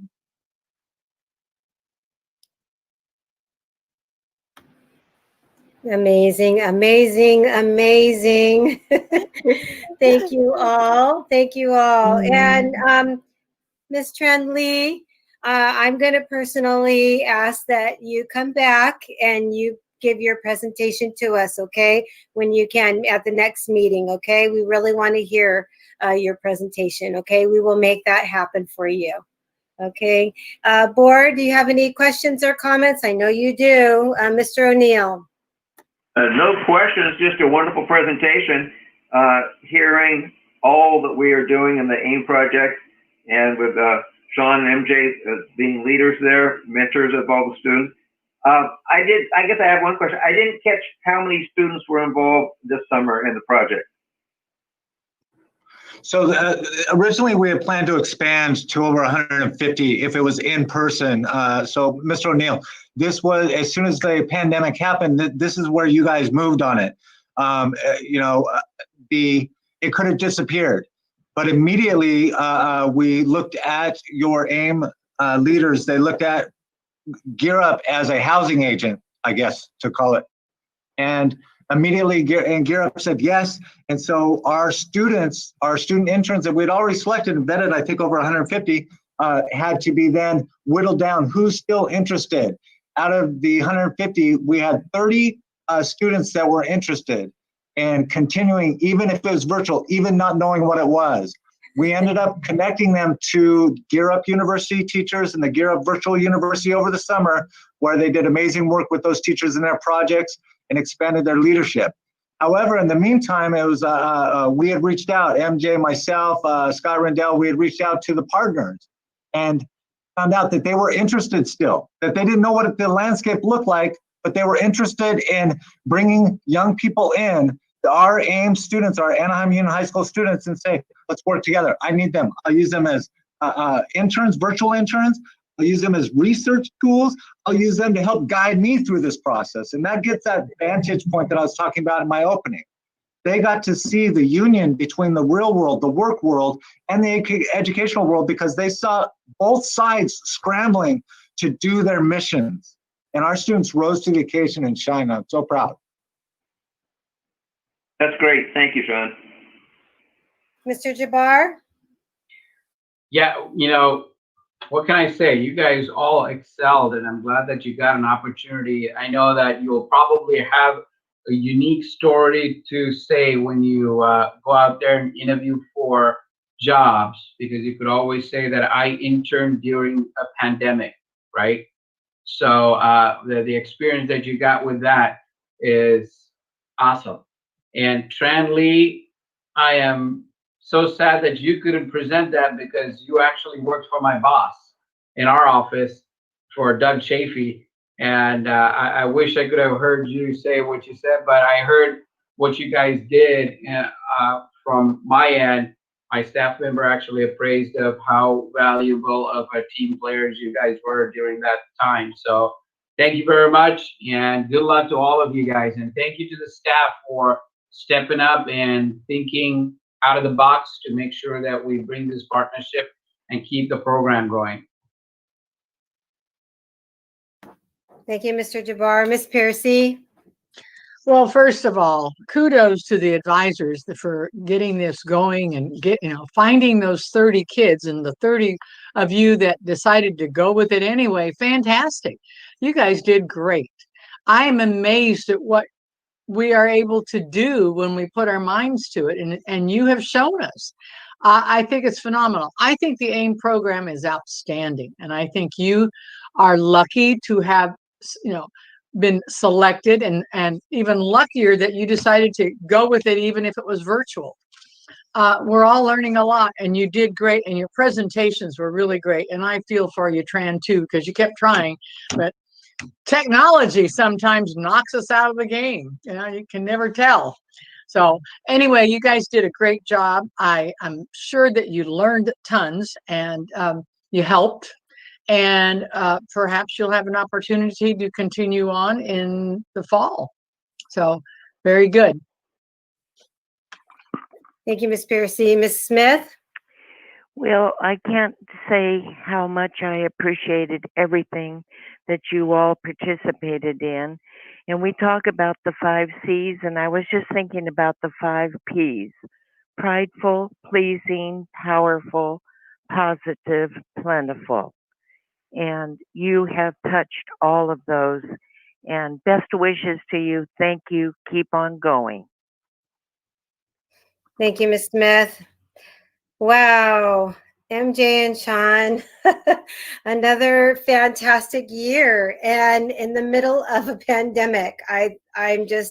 I'm over the moon that we were able to connect with a partner. I think of Gear Up now. I don't think of them as a separate entity. I always feel like Gear Up is AUHSD's right arm, left arm. They're just always with us, and I'm so grateful that they stepped up to make sure that this happened. But the work that you two did to connect those partners. I know MJ's like the queen of connecting and getting all those partners, but it sounds like they love our kids so much that they didn't have to, their arms didn't have to be twisted to do this. And so that just speaks volumes of all the work that you've been doing with the program. Thank you, and thank the teachers, thank the partners for doing this. Where there is a will, there is a way. And as I spoke earlier at the beginning, you know, sometimes adversity just shows us what we can do. You know, things get in our way, and we build, we walk over it, we climb. If we can't walk, we crawl. It's just amazing. Students, I am overjoyed with your presentations. You have gained knowledge far beyond, I think, college culture at this point in time. Things that no one has ever had to do before, as my colleague expressed. Not just a story to say, but you overcame obstacles that you didn't even know you were going to have. So this is your college resume story. It really is. And you know, it's not, I think as this year goes on, this is just going to be something that you just do, because you sound all so resilient and full of purpose. And you just make all of us proud. I know you made Sean and MJ and all of your mentors proud. And you showed courage beyond anything that anyone has ever put in front of you. And you're only seniors now. So it's just amazing. And the world is in such good shape because you decided to take that step and do this program. And look what you've done. So thank you so much. Thank you for this presentation, you all. And we look forward to hearing from you guys in the future. All right, and especially you, Miss Lee. We will hear from you. We'll have Al's maybe your mentee or can get a mentor can get with you and do a quick presentation at our next board meeting. Thank you all so much. Fantastic. All right, moving on. Is it okay if we excuse our student interns? They have a full day of synchronous learning tomorrow. Yes, so. Absolutely. Absolutely. Thank you. Bye. Bravo. Bravo. Thank you. Thank you to the board and the board president. Really appreciate it. Thank you. Okay, 9.3. We've got more. School dismissal and distance learning. Dr. Jaron Freed. Yes, thank you very, very much. And I'm going to share my screen with you, so bear with me a second while I set this up for all of you. And while I'm doing that, this will be a presentation that I will be doing in partnership with, I want to make sure you see it first, and then can you guys see my screen? There we go. Okay, can you see it yet? Yes. I'm not going to see you anymore, so I just want to make sure. Okay, yeah, enlarge it so we can. Yep. There we go. There we go. Yeah. You guys see it? All right, perfect. So this presentation tonight is our tradition, has become our traditional presentation every board meeting. I will be doing this in partnership tonight with Dr. Root and Carlos Hernandez. We will begin this presentation. We talked a little bit about the learning loss and mitigation funds, some one-time monies that we have received to support learning loss or learning gaps with our students that resulted from the spring. So Dr. Root will talk a little bit about the money and the resources that we've received. I will then talk about the authentic process we are going through to solicit input that we have done, but then also the process we're going to be doing to continue to solicit input from all of our stakeholders. And then finally, in some examples of how we're already spending that money to support learning loss. And then finally, our colleague, Mr. Carlos Hernandez, will give an update in terms of how we are working closely with our community and our community partners to fight and beat COVID. So that's what our presentation will look like tonight. Like before, because it's on YouTube and because it's being recorded, I respectfully ask if you could hold your questions until the very end, and then we'll be happy to answer any questions that you do have. So having said that, I'm going to go ahead and turn it over to Dr. Rue. Good evening, Board of Trustees, Superintendent's Cabinet, as well as our community on YouTube. To start, when the pandemic hit, we were in a time where we were receiving budget cuts that were unprecedented. In fact, when we talked about the budget back in June, we were given a 0% COLA, which was a shock to education and knowing the work we had to do. Based on that, there was a lot of community outpour stating that schools needed more funding to be able to not only come back to school, but as we do come back to school, to be able to create the supports needed to, one, move forward, but two, also look backwards and remediate the learning loss that may have occurred for many of our students during this challenging time that we have all been going through. So fortunately, we started out, and originally there were two pots of money that we received. The first was SB 117 money from the state of California. And then the second one was our ESSER money, which was an elementary and secondary emergency relief funds. And that came to us in March. Just recently, as recent as about the third week in July, we also received great information that we received a rather large sum of money, which is being referred to as our Learning Loss Mitigation Fund. Within that Learning Loss Mitigation Fund, there are three subcategories. The first is our Governor's Emergency Relief Fund. The second is our Coronavirus Relief Fund. And the third is a state funding, which is our General Fund, or Prop 98. Dr. Reed. There you go. So the first funding, our SB 117 funding, was the initial money we received per pupil, and we received approximately $501,000. This funding comes with no expend by date, although of course we want to use it timely so that we're servicing our students. Originally, this money was utilized for our initial purchases of hotspots, some technology, as well as cleaning supplies. The funding mandates that you can specifically use it for maintaining nutrition services, cleaning and disinfecting facilities, personal protective equipment, and materials necessary to provide students with opportunities for distance learning. Our next fund is called the ESSER Act funding, and this was about $6.9 million. This has a time frame that we can go backwards. We can spend from March 13th, 2020, all the way through to September 30th, 2022. And this has a very broad discretion. We can use it pretty much for anything that we can determine supports coronavirus response activities. Our third set of funding is the beginning of our learning loss funds.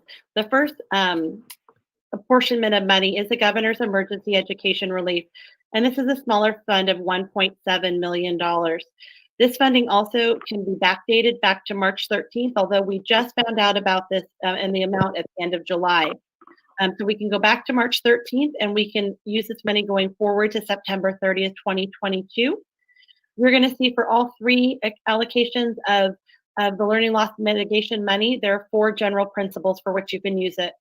Student learning loss, general measures that support extended instructional time for students, academic support for students, and providing integrated services that support teaching and learning. And this could be technology, this can be mental health, professional development, and our student nutrition. One thing to be very careful of is because most of this is federal money, it does come with more significant audit limitations than most funds. And so we are making sure that we are looking at every expenditure we place under this. We're double checking it with our auditor to make sure that we are doing it correctly and accurately so that as we expend the money, we've expended it correctly. And then our next pot of money is our coronavirus relief funding. So this is, you've never once heard me come into a board meeting and say, gosh, we have too much money. But this right now is it's a kind of an overwhelming amount of money. It's $26.5 million. And granted, I guarantee we can spend that money on great things for our students, but the issue is the timeline that comes with it. So we can go back to March, but we can only go through to December 30th of 2020. And so what this means is we have to have expended the money fully, meaning it's in process, being used by students, or already having been used if it's a person's services by this December 30 date.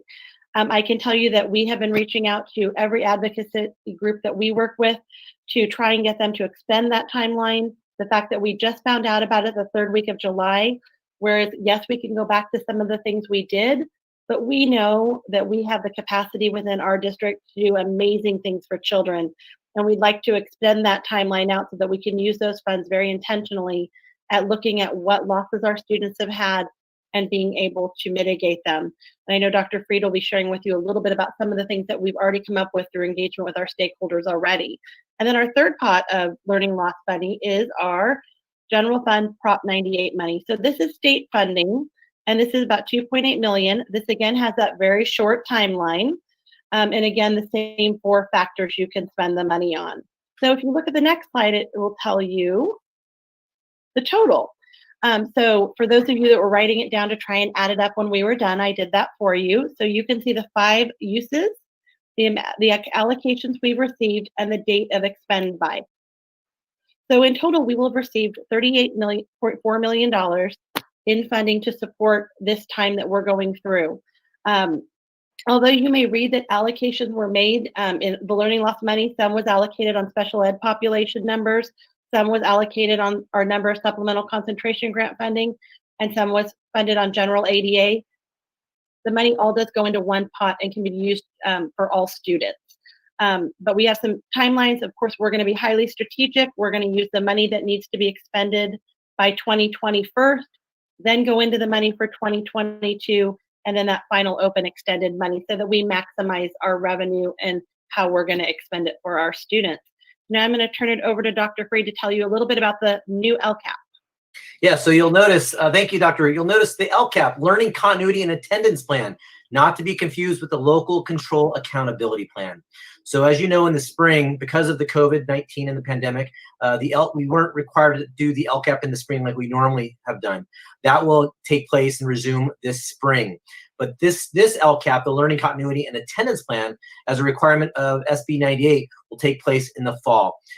This must be completed and adopted by the Board of Trustees by September 30th. I'm going to talk in a moment about the process we intend to go through to really do some authentic stakeholder engagement to solicit additional input in terms of how we might spend this money and how we might hold ourselves accountable that what we're spending the money on is having our desired impact and outcome. Some of the areas that will be included in this learning continuity and attendance plan will include in-person instructional offerings, distance learning, pupil loss, mental health and social and emotional well-being, pupil engagement and outreach, and student nutrition. It's important to note that we have, as a result of the pandemic in March, we were way ahead of colleagues throughout the county and I would argue the state, where we began the opening of school task force, where we began actually developing and doing this very same work in the spring and into the summer. So again, well ahead of our colleagues, but we've been working with input to develop a distance learning plan, to develop a hybrid model if we're given permission to return back to school, even part-time or full-time. So a lot of the work that we did in the spring has paid off because it will be embedded into this plan.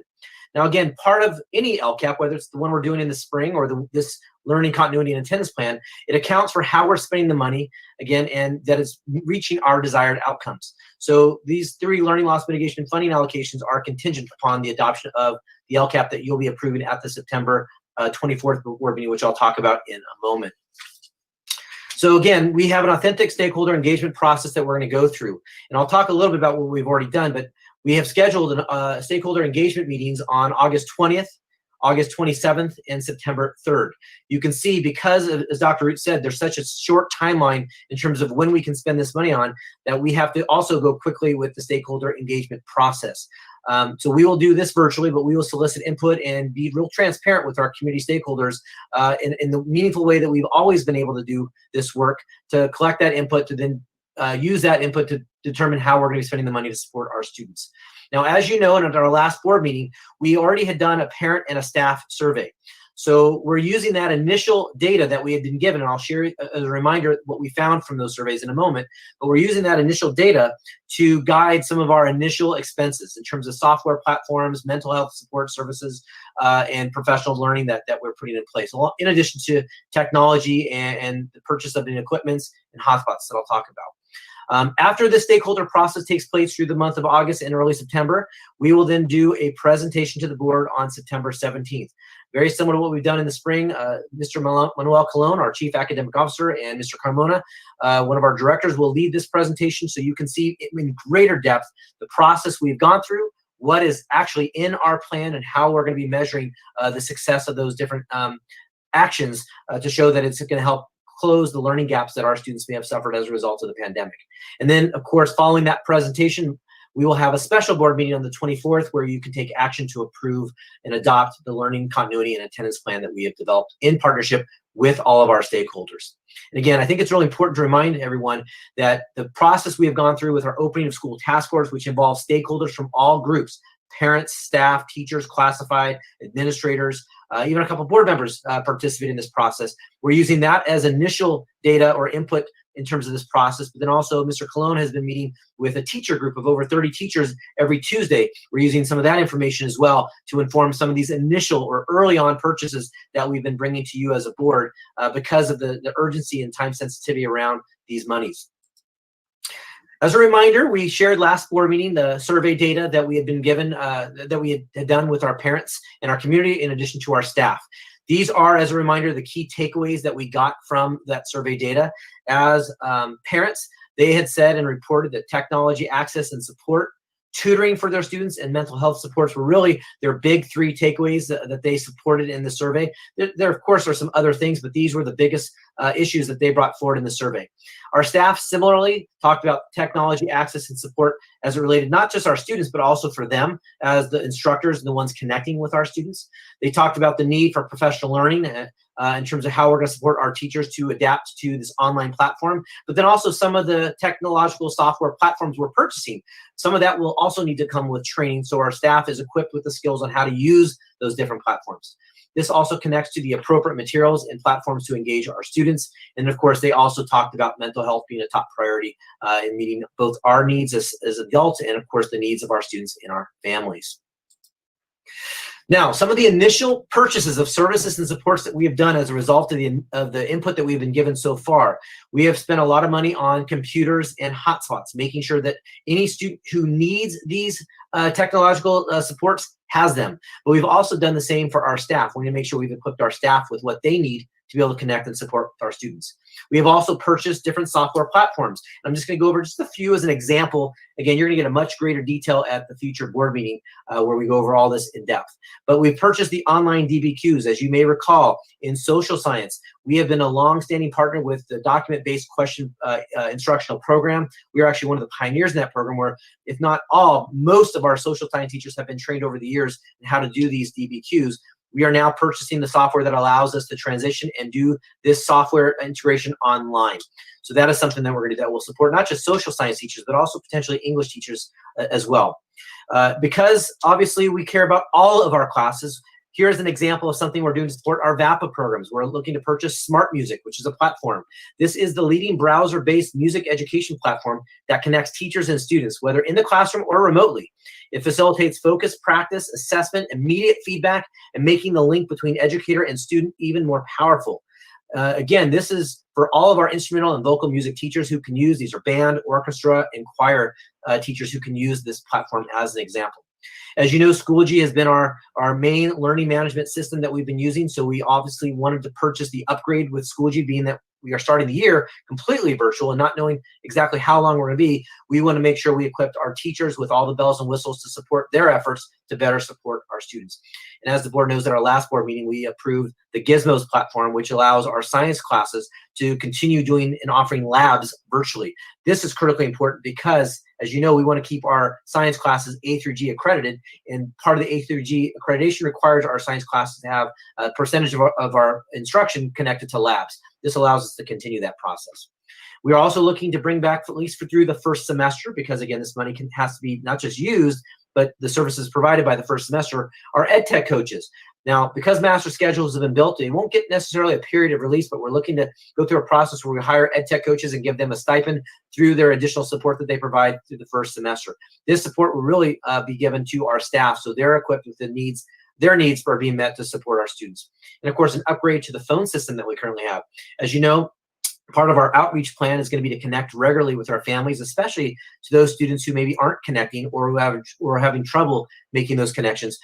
Many staff worried about using their personal phone numbers. They don't have district phones per se. So this will allow those teachers and classified staff, office level staff, to make connections to family where it's still connected to our school lines using those numbers as opposed to their personal numbers. Some of the academic supports that we're going to be providing our students is the summer and fall professional learning. I'm super proud to share that we've had over 1,100 of our 1,200 plus teachers trained before school even began.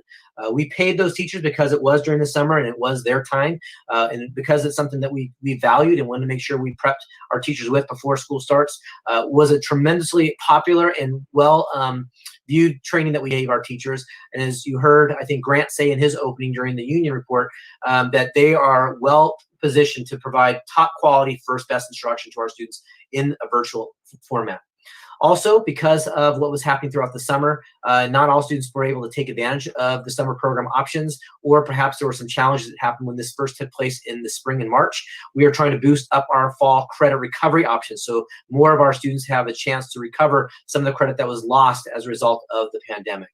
We put down fall boot camps. We're looking to also do remedial options for our students in the fall, probably sometime closer to the Thanksgiving and even at the beginning of winter break, where we can pay teachers to do recovery, instructional recovery plans with our students. So it's not waiting for a student to fail, but we can actually do real-time grade recovery so the student doesn't fail. We can help them while they're still in the class and be successful.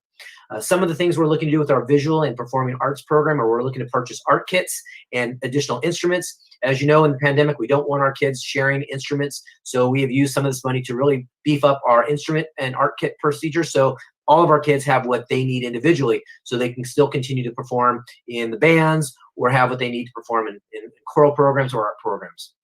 Also, and I know Carlos will be talking about this in a bit, we are spending some of that money to continue to connect and empower our parents. We are building, as you know, we've had nationally recognized parent learning walks and parent leadership academies.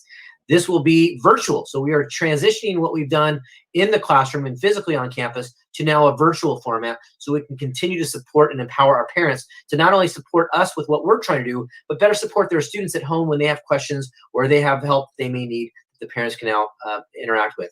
And of course, you heard tutors was a big piece. We're looking to hire over 150 tutors to support our students throughout this fall. The way that works out is about each high school will get 6 tutors, and our junior highs will get 4. They'll be used to support, and I hate to use the word core because I think all of our classes are core, but the traditional core, the English, math, science, and history, they'll be used to support students in those platforms, not just on the synchronous days, the Mondays, Wednesdays, and Fridays, but also on our asynchronous days where they can be working with students in small groups to continue to help support them with their learning. And then lastly, in terms of some of the examples of purchases and services that we're looking to do under the area of mental health, we're looking to add 12 additional social workers through December. And that's important to note that, remember, as Dr. Root said, it's not just having to spend the money by December, but we have to use these products or services and purchases through December. So we're looking to hire 12 additional social workers through December that can help with case management, work more closely with foster youth, McKinney-Vento students, also English learners, and help our current social workers with case management and responding to crisis. As you know, right now, the pandemic has made some home life challenging for a lot of our students and our staff, and we want to make sure that we have people in place that can really help treat the different things that they're going through.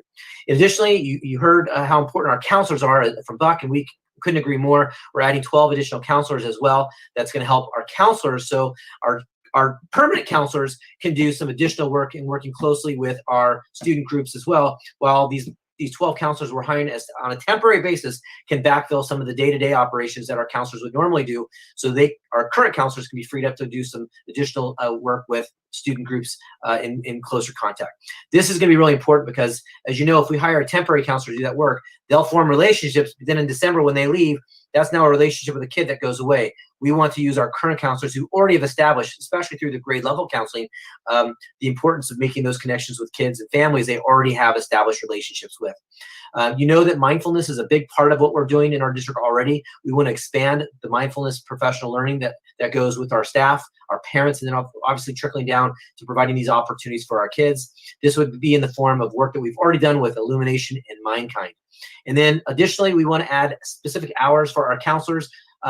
This would be after school or on the weekends for them to hold those at-risk meetings with students, specifically English learners or foster youth who are particularly challenged given what's going on, so they can continue to connect, make sure they're on the right pathway, and provide them the resources and give them access to the different resources they may need to help get them through this difficult time.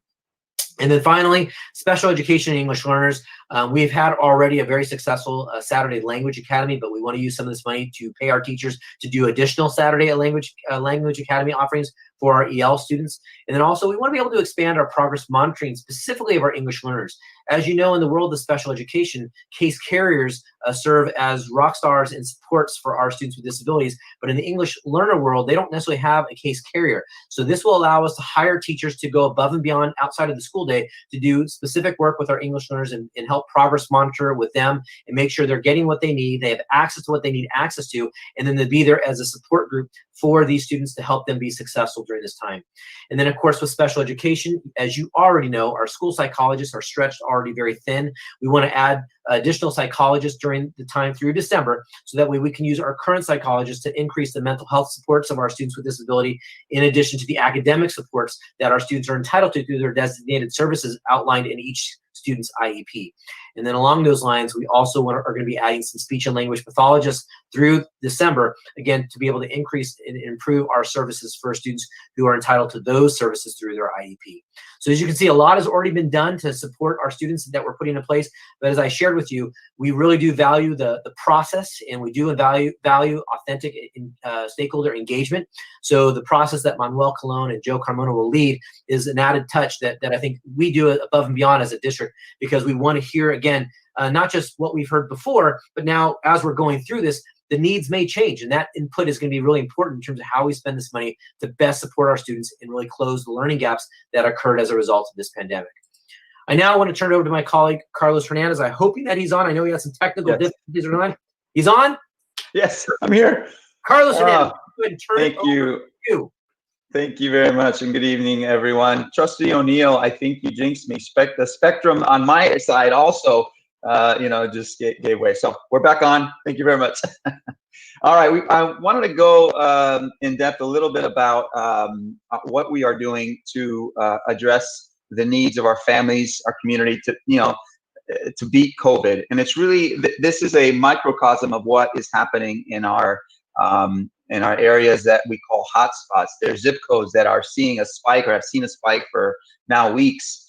And this is only one piece of the inequities that we have seen in certain zip codes. And so we were talking about racial inequities just a little bit ago. We're talking about health inequities here, and of course the economic inequities that take place. And so what we are doing is we are, creating and designing that additional civic engagement, upstream flow from our students and their families, and their voices are being heard through the ability to educate, to create systems around resources, and then to respond to, in this case, COVID. So training our families and building them up and our parents up is the beginning, as they have misunderstood or understood or not become aware of what are the guidelines that we should follow to be able to address the COVID, staying safe and healthy. They are helping in their communities now with this additional training and summits that UCI has provided, and Latino Health Access, which I'll get into in a little bit. They are now being able to support their families and their neighborhoods. Our students have gone through trainings and summits, and they are now the leaders on campuses to help other students become aware of what they should do in order, again, to be safe, stay healthy, and to move forward from surviving to thriving. we are systemizing our resources. So it's not only our district resources that Dr. Fried is mentioning here. We are also working with our faith-based organizations, our nonprofits, the city of Anaheim and others to be able to share resources across streams. Our fellow district elementary districts are also helping to share the resources to do a more intentional job of being proficient in our resources and what's available. It's not just the food distributions, but it's also the tech distribution, it's the material distribution, and we're now talking about care packages distributing to our most needy of families. The last piece is on this slide is responding to the COVID. So we're going to get into the testing piece, but it's testing, not only the testing, but what do I do now as a person that has tested positive? Well, we now needed to work on the contact tracing. So our own parent leaders have become these promotoras. They are parent leaders that are now hired through Latino Health Access and others. OCAPACA is looking to do the same, to be able to be the ones that from the community can work with these families that are stressed and anxious and saying, now what? I have to stay home, but I have to pay the rent. I have to pay for food. And there are resources and there are funds available, and these are the the pieces that we need to make sure that our families are aware of to be able to, again, beat COVID.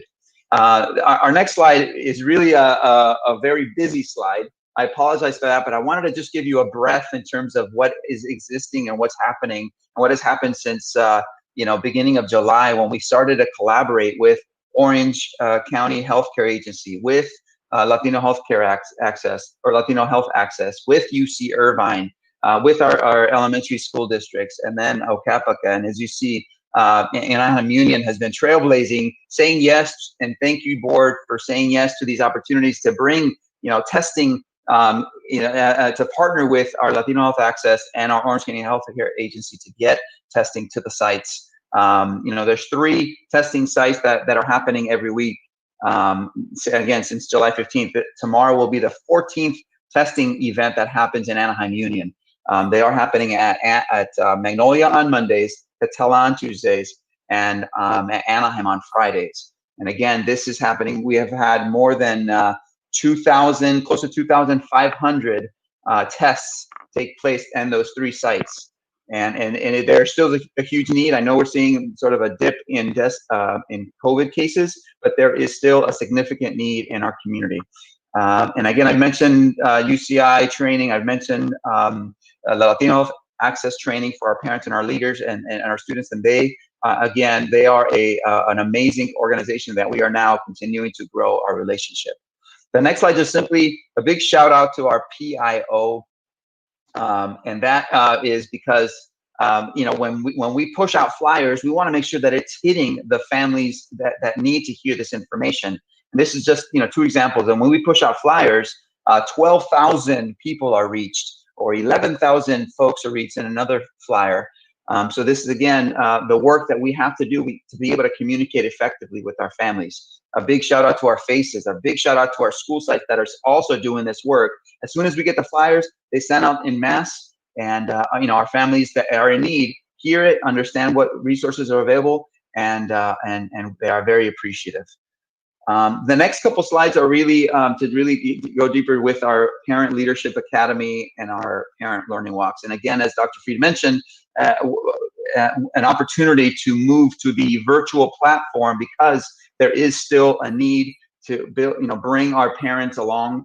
As Grant, Schuster described, we've trained up our teachers, we've trained up our administrators, we're training up our students in terms of the virtual world, and our parents are also being trained up to understand what is their role and how, what do they need to know to understand the virtual environment, the challenges in that. So in collaboration with Cal State Fullerton, our FACES, a focus group facilitated along with Araceli Chavez, this development of our Virtual Parent Leadership Academy. These are our 4 modules. We're going to go into family engagement in a virtual world and what that means. We're going to look at supporting your student through the distance learning. So what tools are they using? What resources are they using? We're going to look at technology and distance learning platforms. Again, Schoology Aries, the different platforms that are available that we're continuing to add to, because our teachers are very creative and they've found some amazing tools and they want to use them. So we want to make sure that our parents know what those tools are. And then, of course, as again, Dr. Fried has mentioned, mental health is critical. The parent survey shows that is a continual need. And so with the help of Dr. Adela Cruz, we created and designed this module 4 to be able to support the mental health needs of our parents and our current reality. The next slide shows, and again, this is happening very, very quickly, the development of our virtual parent learning walks. With the support and the support and training of our curriculum specialists and our 5 C's, are going to help us deliver the virtual parent learning walk so that we can understand as parents how to support learning at home. So when my student is sitting in a synchronous environment, what kind of conversations can I have with them? What kind of questions can I ask them so that we have a dialogue, so that I know their experience and understand their experience? In an asynchronous, what kinds of questions should I be asking? What kind of dialogue should I be having with my son or daughter in the asynchronous environment? And so these, experiences are going to be a part of, our parent experience very soon, so that we can have them support learning at home. And I just want to bring this presentation to a close. And I again, we know that we have some visionary leaders working with us in our district. We're working alongside as staff members, classified, certificated. Our superintendent, as you know, wrote an article in EdSource, and he entitled it "The Obstacle is the Way." And so I just wanted to close by talking about this, because as we mentioned, the multiple challenges that we face, as many of you have already talked about, we are pushing through those obstacles. And so I'm just going to quote the last piece of this article from Superintendent Matsuda. And it says that COVID-19 is the obstacle, but it is also the way forward. Now is not the time to have this disease push us back to the old ways.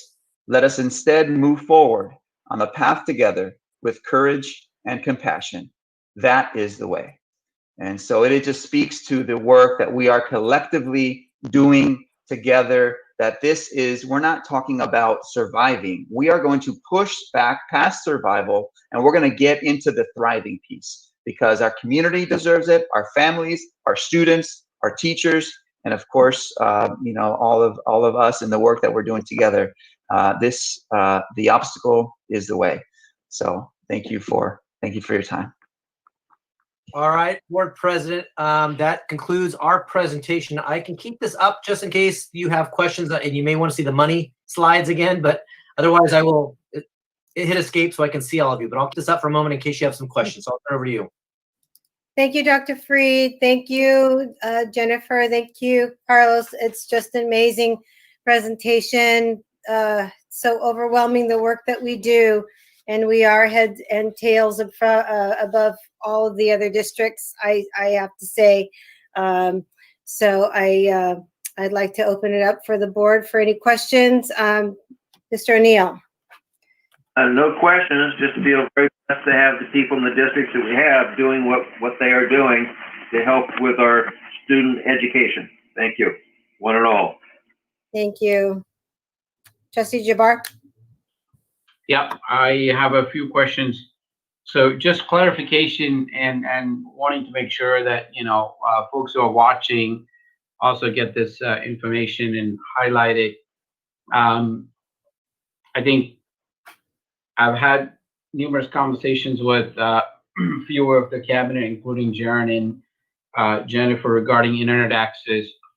So wanted to make sure that we're clarifying the fact that currently we're giving, we have the ability to give a hotspot to a student who is in need.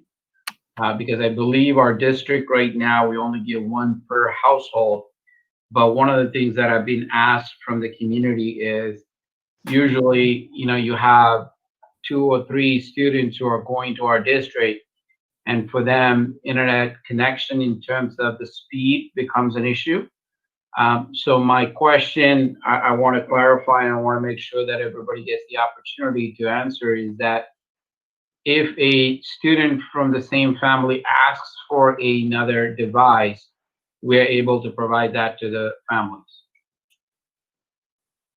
Yeah, so I think Eric Greenwood is on the call. Eric, because I know you've been handling these, but yes, we're doing it based on need. And if there's a need, then we're providing those hotspots. In fact, because the needs have been so great, we've had to order an additional 1,000 and now an additional 1,500 hotspots to make sure our students and staff have exactly what they need to be able to connect. Mr. Greenwood, is there anything you want to comment on? I know you're on the call. I just can't see it.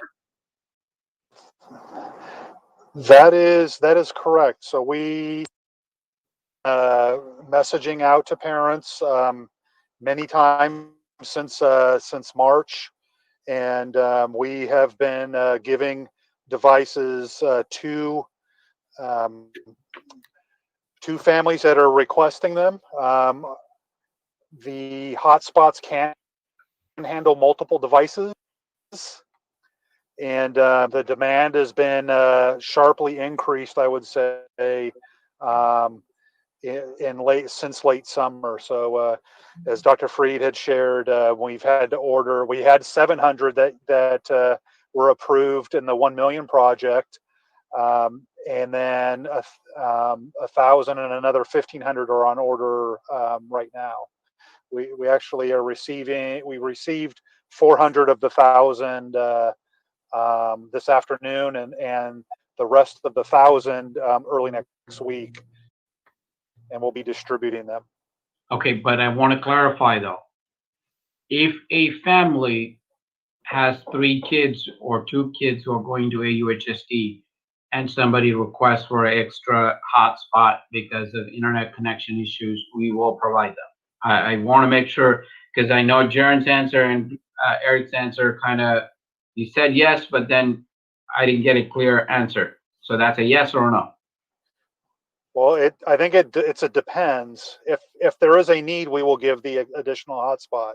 If it is a matter of there are 3 students that need to connect to the internet, a single hotspot can connect up to, I believe it's either 5 or 8 devices. So if there is a need where more than one hotspot is needed, we would give more than one hotspot. Okay. All right. Thank you. The second question that I had was regarding our social workers. So the social workers that we are hiring, I missed the number. How many social workers did we hire again? We're looking to hire 12 social workers and 12 counselors on a temporary contract through December. Okay, and these folks would basically do the temporary work, and I'm trying to figure out, okay, so our current social workers will kind of continue to develop relationships, and I got that part. What exactly would our temporary social workers and counselors do?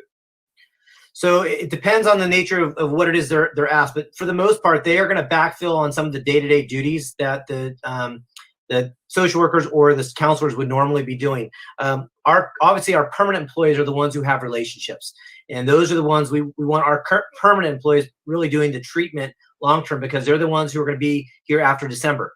Now, obviously, the temporary social workers can assist with crisis and some of the other things. They're also going to be used to help build the system. As you know, we're working with the mental health task force to build a comprehensive mental health system.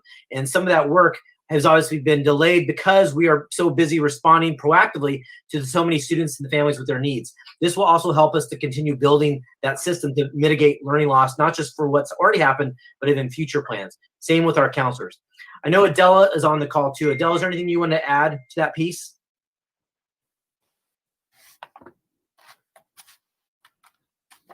Yes, I'm sorry. I'm trying to fix my camera. We're all having problems with our mic and camera. Can you guys hear me? Yes, we can hear you. Thank you. Yes. So a lot of the, Jaren is right with everything that he said. An additional task that these 12 social workers are going to have is really assist in making sure that our families are connected. So you have students with severe mental illness. They have severe issues going on. So it's critical that we connect them to the right resources. But part of that is really hand-holding a lot of these families. So that oftentimes it takes a lot of work from our social workers, which prevents them from doing all the other stuff that Jaren mentioned, right? So, and we're expecting more kids. So one of the things that we want to leverage them is into helping us with those families and navigating all the systems that they have to interact with, like hospitalization, as they exit, making sure that they're linked adequately receiving mental health services in the community. So the case management is targeted case management, very intensive case management that we need that level of professional to be able to help us with. Okay, thank you. And then the next question that I had, Jaron, was regarding our, you said that we were going to hire, or we were actually going to hire paid teachers for Saturday Academy. Then I also saw the component of assisting our English learners with tutoring. How is that going to look like? So essentially, the Saturday Academy, obviously, teachers get paid to be on a Saturday, and by expanding it, we're going to be offering it on more Saturdays, or allowing more teachers to participate to help mitigate the loss for our students. So that expansion could be more teachers to be on the Saturday, or even more Saturdays that we can offer for our students, so we can continue to connect with them and provide those services. In terms of the other question you asked was about which one was it? Tutoring. Oh, the tutoring. Yes, thank you. So Dr. Bryant and Mr. Cologne had a good meeting the other day with a number of folks, beginning to put the plans in place where we can hire teachers who will serve as, for lack of a better word, it's like case carriers or case managers, very similar to a special ed teacher who serves as a case manager for their caseload or their students. We're hiring people who can serve oversight over English learners on their respective sites to do additional work with them outside of the school day, making sure they're getting what they need, making sure they're connecting, they're not having connectivity issues, really being that liaison, that support to help them along the way. They can also provide them with additional academic support. They can help connect them with some of their teachers. So really doing some intentional and strategic work with our students and their needs. And again, because of the learning loss budget, right, we're thinking strategically around the kids who typically will have the most difficult time with the online learning, which is our English learners, our foster youth, bikini-vento students. And so these are teachers, or these are students? Like these are teachers. So it's paying them to go above and beyond. So they have their work day where they're working, but then above and beyond, they can be holding additional meetings with students, following up with these kids and the other teachers. So because as you know, the teacher workday ends, between 2:45, 3 o'clock typically. So when they're working these additional hours, making these connections intentionally, we want to be able to pay them for that, because as you know, the transition to virtual learning by itself is difficult, right? Teachers are going to have to do far more planning in that transition, because it's not business as usual. It's going to be very different. So this at least compensates them for that additional time they're putting in with the students after their typical school day. Okay, and then I know I don't have another location in the agenda to ask this question, but Jennifer, I know you and I spoke about food distribution and food distribution in our neighborhoods. Hopefully, I know I'll get back to you on the different neighborhoods that we're looking at, but hopefully as a district, we're looking into and partnering or working with YMCA to figure out how we can actually take our food distribution to our neighborhoods. So as I shared, we have the capabilities of doing this by ourselves. We really don't need the support of any outside services. Okay. We have our food services department that has our meals. We have our transportation department, so we have buses. Right now, we have repurposed our bus drivers to be doing custodial cleaning and disinfecting, but we can always pull them back. So based on your request, Orlando met with his team this week, and he's looked at right now at several sites that we are going to try to start making work. The 4, based on some of the addresses or areas you gave me, were Balsam and Briarwood, Rosemont and Belmont, Kenwood near a mobile home park, and possibly East Balsam Avenue, which are apartments. One thing they're looking at right now is to make sure that there are enough students that would come from those neighborhoods to be able to get food at the buses. And so right now, right, here's a new development too, and that's why I brought YMCA into the picture. I heard that YMCA is actually going to continue their program, so I don't want to double up and waste food. So maybe we'll touch base with them to figure out if they're going to continue their program that they're doing currently, and if they are doing it, then there's no need for us to do it. So YMCA cannot do the National School Lunch Program during Right. the year. I think they're getting a donation. They're getting donations, and they're continuing to do it. Okay, so I know they're doing dinners and snacks, so we would want to reach out to them to find out, because we want to still be able to run our food service program and ensure that we're paying our employees for the district. as well. Yeah. And I'm going to make a couple of things, and then I'll cut short my questions. Is that one? I think we discussed this before. I've spoken to Eric Greenwood and I've spoken to Mike Matsuda. You know, I know Mike wrote this article about, you know, it's also the way forward, and we got to be courageous in spending our money. And Jennifer, I know you're probably going to look at me. We got to make sure that, you know, internet access has been an issue for our students district-wide. So I want to make sure that we as a district are looking at this vision of providing internet access to all our students regardless. And I know we have Eric and I have a meeting on Tuesday. Hopefully we'll get some more information and we look at it. But hopefully as a board, we will support that and move forward in terms of providing internet access to all our students wherever they're living within our district. I also want to take this opportunity to thank Eric Greenwood. I know that he has done a fantastic job of not only pulling this entire school opening by himself, at least yesterday. It's a great article on Orange County Register. I'm sure everybody read it, but you know, we had the opportunity to pivot, and we pivoted pretty fast only because we have a great team. So thank you, Eric, for your work. I also want to take this opportunity to thank our teachers. I know they've been thanked a lot everywhere, but I want to take this opportunity to thank them again, because I know that they're going through a lot in terms of, I think they're putting much more work teaching virtually. And I could attest to this because I have 2 kids and I see the work that our teachers are doing at home. I also want to take the opportunity to thank our staff, AFSCME members, CSCA members, our counselors, and our mid-managers, because I think we talk about teachers, but sometimes we don't appreciate the work that our staff does to keep our schools running. So I want to make sure that they are thanked.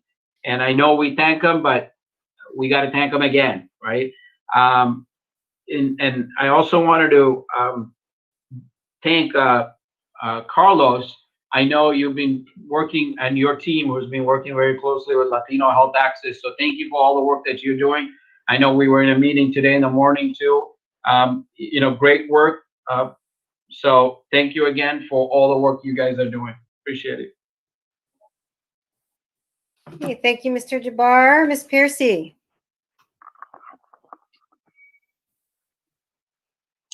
I got to try to remember my comments now. Let's see.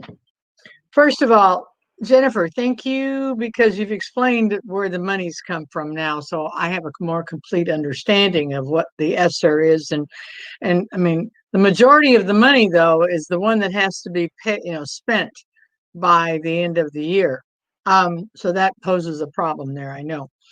My other comment was, let me see. Mrs. Piercy, I'd like to say that I think our Ed Division considers it as not a challenge, but an opportunity.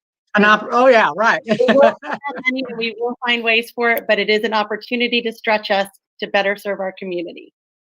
Right. Well, yeah, it's interesting. And oh, I know what else I wanted to say.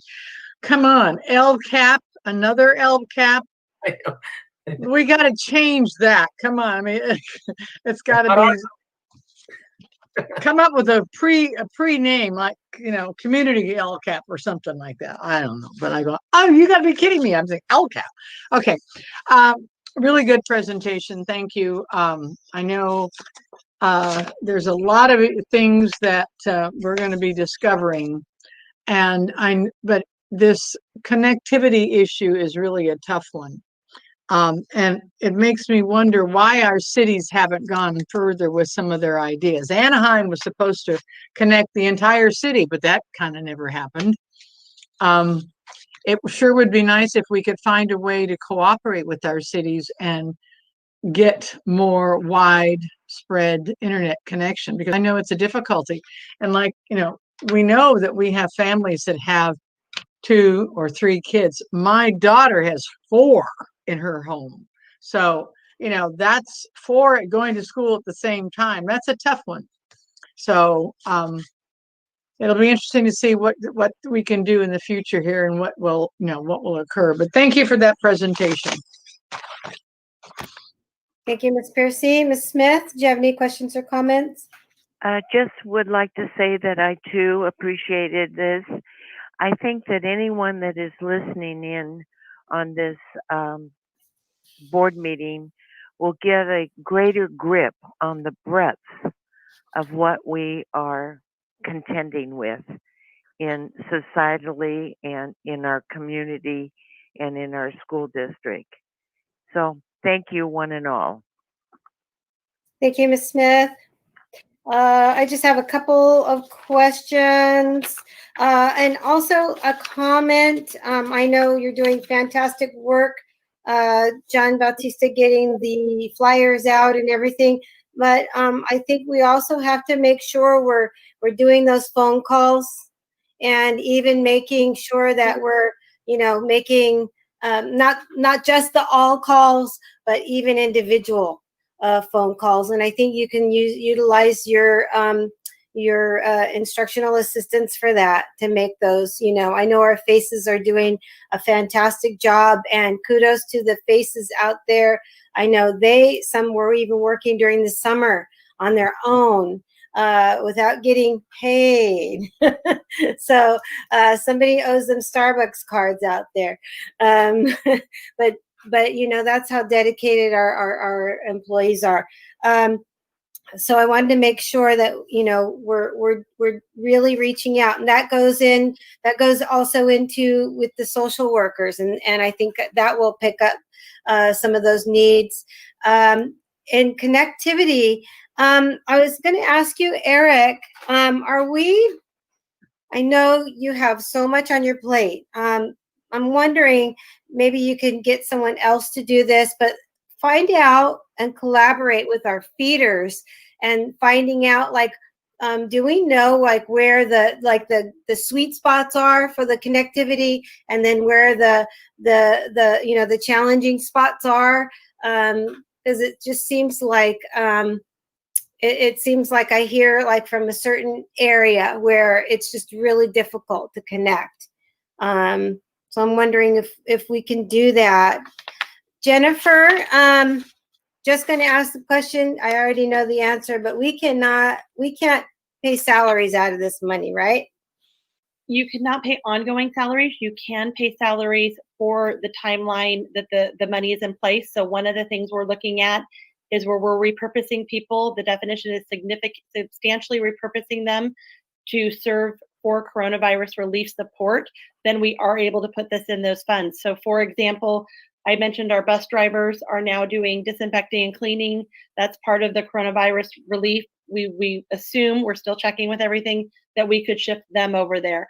Some of our food service workers that we've been losing money in our food service department, we can put that money there. So strategically, we can put some salaries there, but nothing ongoing, nothing that could extend out past the dates, because the dates are so finite.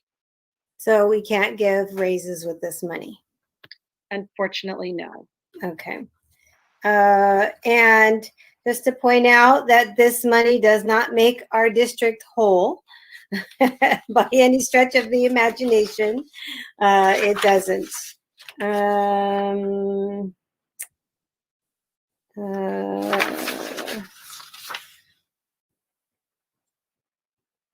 I love your idea. Is this your idea, Carlos, the moving forward from surviving to thriving? Is that yours? Where did you get that from? I don't remember. I mean, there's so many different collaborations that that we talk about that. The zip codes, the folks in the zip codes, can't be defined by their zip code. So it's not just about surviving; it's about thriving. I mean, I think in different conversations, our district leaders have talked about that as well. Yeah. Well, thank you for all your work. And I know our promitoras are happy to do that. Anytime we can involve our parents, they really want to be part of the solution. As Trustee Jabbar said, a lot of our support staff, they really wanted to be part of the solutions.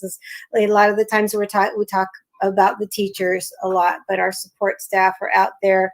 And I got a lot of calls about wanting to come back, and the guys wanted to come back and clean the classrooms. They wanted to mow the lawns and do that work, come and work on all the buses and things like that. And we have such a wonderful, supportive, kind, giving staff and employees. We're just so fortunate. So thank you on that. I know there was one more thing. Oh, the process. I'm very confident. I just want to put it out there that we're going to get through this process with the mini LCAP, or whatever we're calling it, very well, because of I saw how we all connected with the task force, and then gathered all together, and then everyone went into their prospective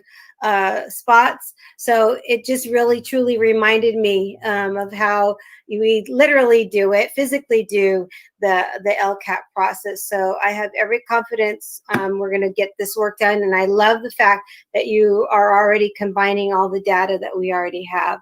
So bravo to that. Fantastic. Thank you so much for this presentation. Okay, moving on to items of business. Okay, we are on 10.1, public hearing of temporary interfund transform. It's an information item. Anyone wishing to speak? There are no comments for the public hearing. Okay, end of public hearing.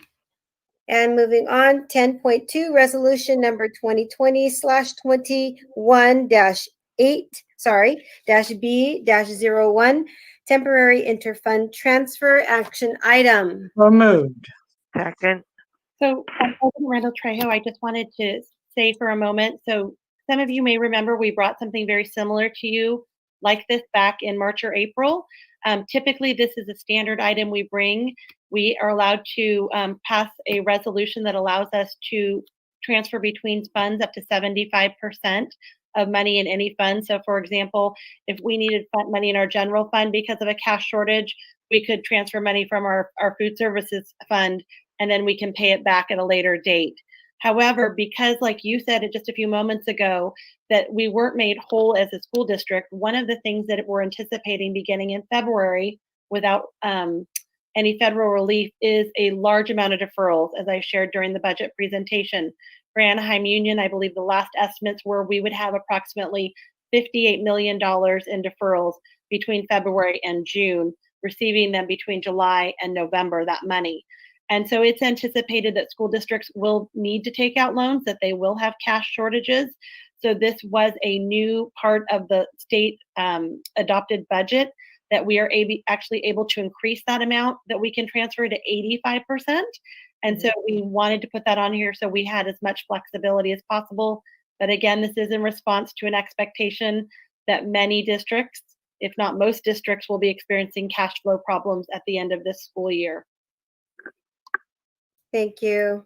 Any questions, Ford?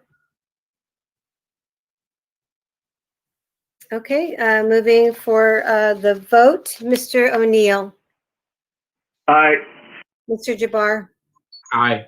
Ms. Piercy. Aye. Ms. Smith. Aye. And I vote aye. Thank you, Jennifer. Item 10.3, resolution number 2020/21-HR01, classified reduction in force action item. So moved. Second. I know this is a tough one. We don't like this one. Yeah, you notice how slow we are to have to obey it. I just want to say on this, I am glad that we have collaborative, even though it's hard and difficult. I think we have collaborative, working partnership, and I think that that is positive, even though this is a negative. I don't know how I'm trying to say this because it's awful. So any questions or comments, board? No comment, except for this is not a pleasant thing to have to do, but we are in a bind. We have certain things, things are different right now. So we have to try to stay afloat the best way we can. So thankfully it's not a tremendous number, but it's still a few. Yeah. Yeah. Thank you, Ms. Piercy. Okay, calling for the vote, Mr. O'Neill. Aye, with regret. Mr. Jabbar. Aye, with regret. Ms. Piercy. Aye, with regrets, for sure. Yeah. Ms. Smith. Sadly, aye. And I as well vote aye with regret. Yeah, that's a tough one. Thank you, board.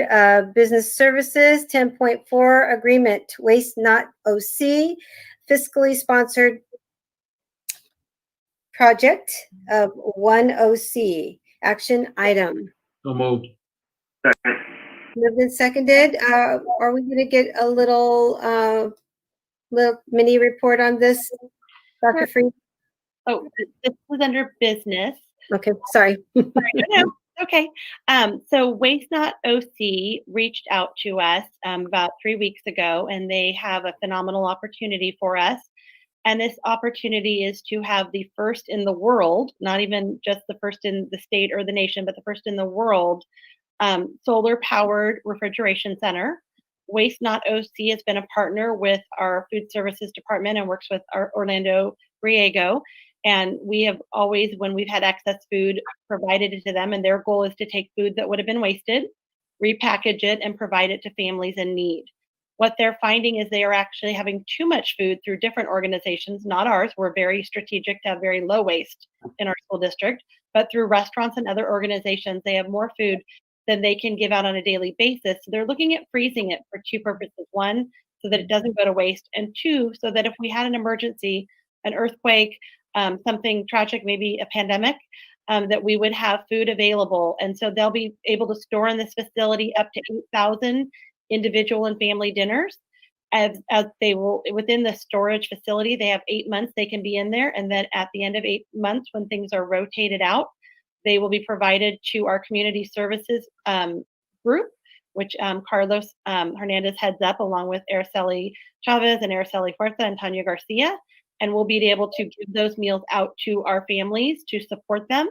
And then a really nice touch to this as well is that it is going to be decorated with art from the community. So we'll also be, I know how much our board loves our arts, and so we'll also have an art component with representing the community arts as well. Thank you so much. I wanted to kind of give kudos to my boss's office, I should say. Waste.OC actually reached out to me few weeks ago, actually, because they were planning on relocating this in another part of our district. When I say our district, in full supervisorial district, but unfortunately they were taking a little bit of time and they wanted to move it all the way to South County. And I looked at it and I said, nope, this is a great opportunity for Anaheim Union High School District. Called up Mike Matsuda. Of course, the action man he is, he jumped on it and directed Jennifer to have a conversation with Waste Not OC. Gladly, we had a partnership with them, so it worked out. So I'm very, very glad that it's going to Anaheim High School, and it's going to be a fantastic program and a project that our district will definitely benefit. Thank you. Thank you, Trustee Jabbar, and thank your office. It's just an amazing feat. You know how many years I've been complaining about wasting food. It's just, it just hurts my heart. And so I think this is a fantastic first step, and I can just see these all over the city and all over the county. And as you said, Jennifer, this is the first in the world. I love it. I love it. Any other comments, I Trustee? have a question.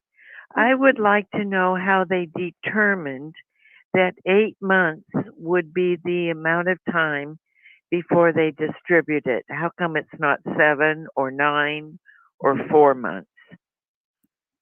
You know, I should have thought someone might have asked that, but I will look into that and get that back to you, Mrs. Smith. Thank you. Okay. So this is an action item, and I will call for the vote. Mr. O'Neill. Aye. Mr. Jabbar. Aye. Ms. Piercy. Aye. Ms. Smith. Gratefully, aye. And I vote aye as well. Thank you. Moving on, agreement, Orbach, Huff, Suarez, and Henderson, LLP, action item, roll call vote. So moved. Second.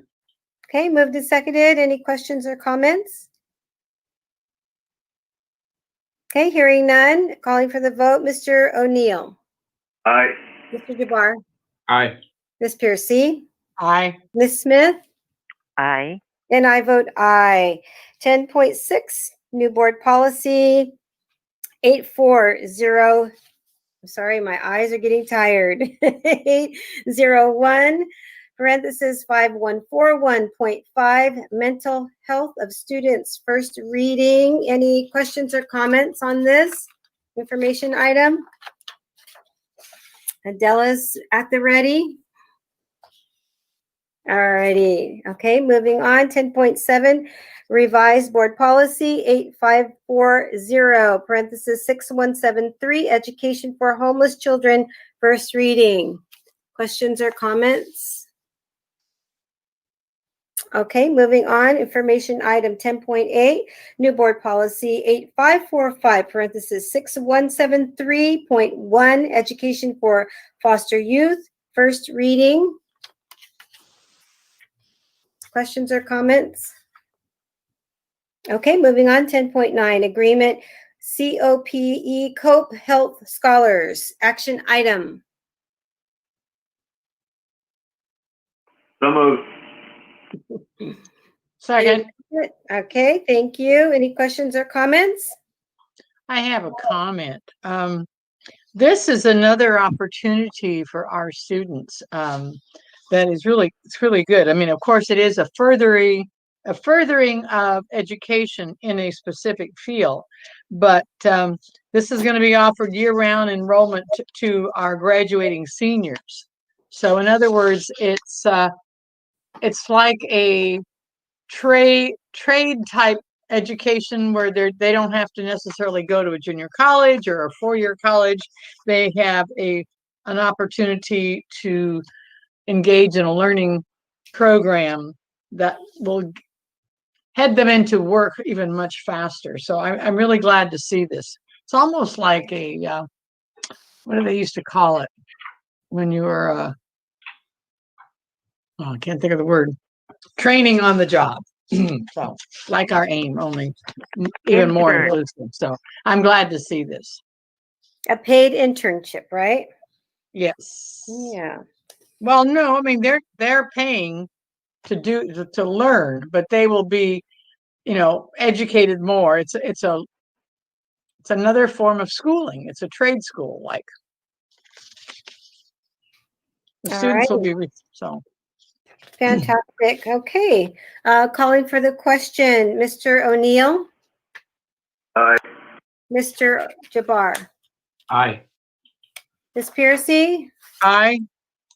Ms. Smith. Aye. And I vote aye. Okay, moving on. 10.10 was pulled. 10.11, agreement, the DBQ project, action item. So moved. Second. Okay, moved in seconded. Questions or comments? Okay, hearing none. Calling for the vote. Mr. O'Neill. Aye. Mr. Jabbar. Aye. Ms. Piercy. Aye. Ms. Smith. Aye. And I vote aye. 10.12, school-sponsored student organization, action item. Did we take 10.10? Or did I miss that? It was pulled. 10 Oh, point- yeah, okay. yeah. Okay. Okay. 10.10 was pulled. All right. 10.12, school-sponsored student organization, and I'm going to make a motion on this one. Can I Now, get- what about 10.11? We just did 10.11. The Okay, and the other was pulled. Okay, got it. Okay, so we're on 10.12, school-sponsored student organization. I made the motion. Can I get a second? Second. Okay, this is an action item. I just want to say that this is just absolutely beautiful to see this. All of these organizations, students stepping up, and all of the teachers stepping up to create these beautiful organizations. And can't wait to see what comes of all of this. All right. Can I make a comment? Because to me, to look at these 7 clubs that are, wanting to be around, look at the work that went into this to get this accomplished when we're not even on campus. Yeah. And I mean, and especially like the Black Student Union. I mean, Shauna and Carlos had to do some calling to connect with teachers to see if they would, or connect with students. There was some work put into that. And I want to acknowledge the fact that, I mean, I think this is great, because that's a harder thing to do virtually than it is to do when everybody's there on campus. And it's, you shout out and you have people just running together, and there you go. But this isn't a real accomplishment. Very true. Very true. All righty. Moving for the vote to Mr. O'Neill. Aye. Mr. Jabbar. Aye. Ms. Piercy. Aye. Ms. Smith. Aye. And I vote aye. Moving on to item 11, consent calendar. Is there anyone wishing to pull an item? 11.10 BB. Okay, 11.10 BB. Anyone else? 11.19.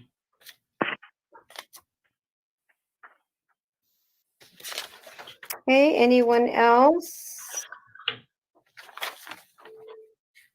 The balance. Okay, move for the balance. Second. Second. I want 1117. Sorry. Got it right under there. All right, move for the balance. And seconded. Okay, Mr. O'Neill. Aye. Mr. Jabbar. Aye. Ms. Piercy. Aye. Ms. Smith. Aye. And I vote aye. Item 1117, may I get a motion? Or I move this item. Can I get a second? Second. Okay, but we skipped 10. Okay. Oh, sorry. Yeah, you skipped 11:10. Sorry, I'm so anxious to get mine under there. 11.10. Go for it. Okay, BB, 1110, moved, and did I get a second? Second. Okay, Mr. O'Neill, Abstain. Mr. Jabbar, Aye. Ms. Piercy, Aye. Ms. Smith, Aye. and I vote aye. Now 1117, may I get a motion? So moved.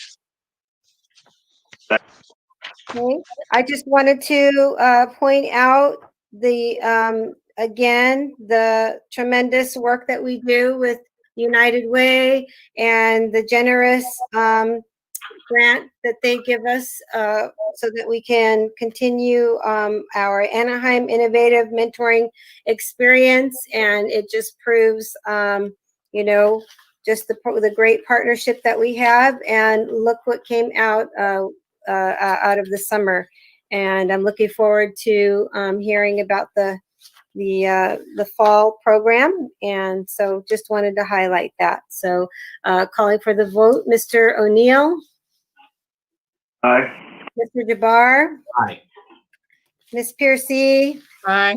Ms. Smith. Aye. And I vote aye. 1119. Can I Yeah, get a I so moved. And I will second. Mr. Jabbar. Yeah, I just wanted to make sure that I know I had a conversation with Jaren, but wanted to make sure that this is only a short term to make sure that our staff are getting trained, because obviously we're going to be using it. So if you want to take the floor and explain a little bit, Jaren. Yeah, so absolutely, Trustee Jabbar. So based on the conversation we had the last couple board meetings and the teachers wanting additional support, this is a perfect use of the learning loss mitigation funds to build capacity of our teachers in using the Carnegie materials. As you guys know, you approved the 3-year, but we have the math task force getting ready to start. Matter of fact, I think Carlos spoke with Grant to finalize some of the ASTA members who will serve on that team, as well as the math department chairs and other stakeholders that we talked about.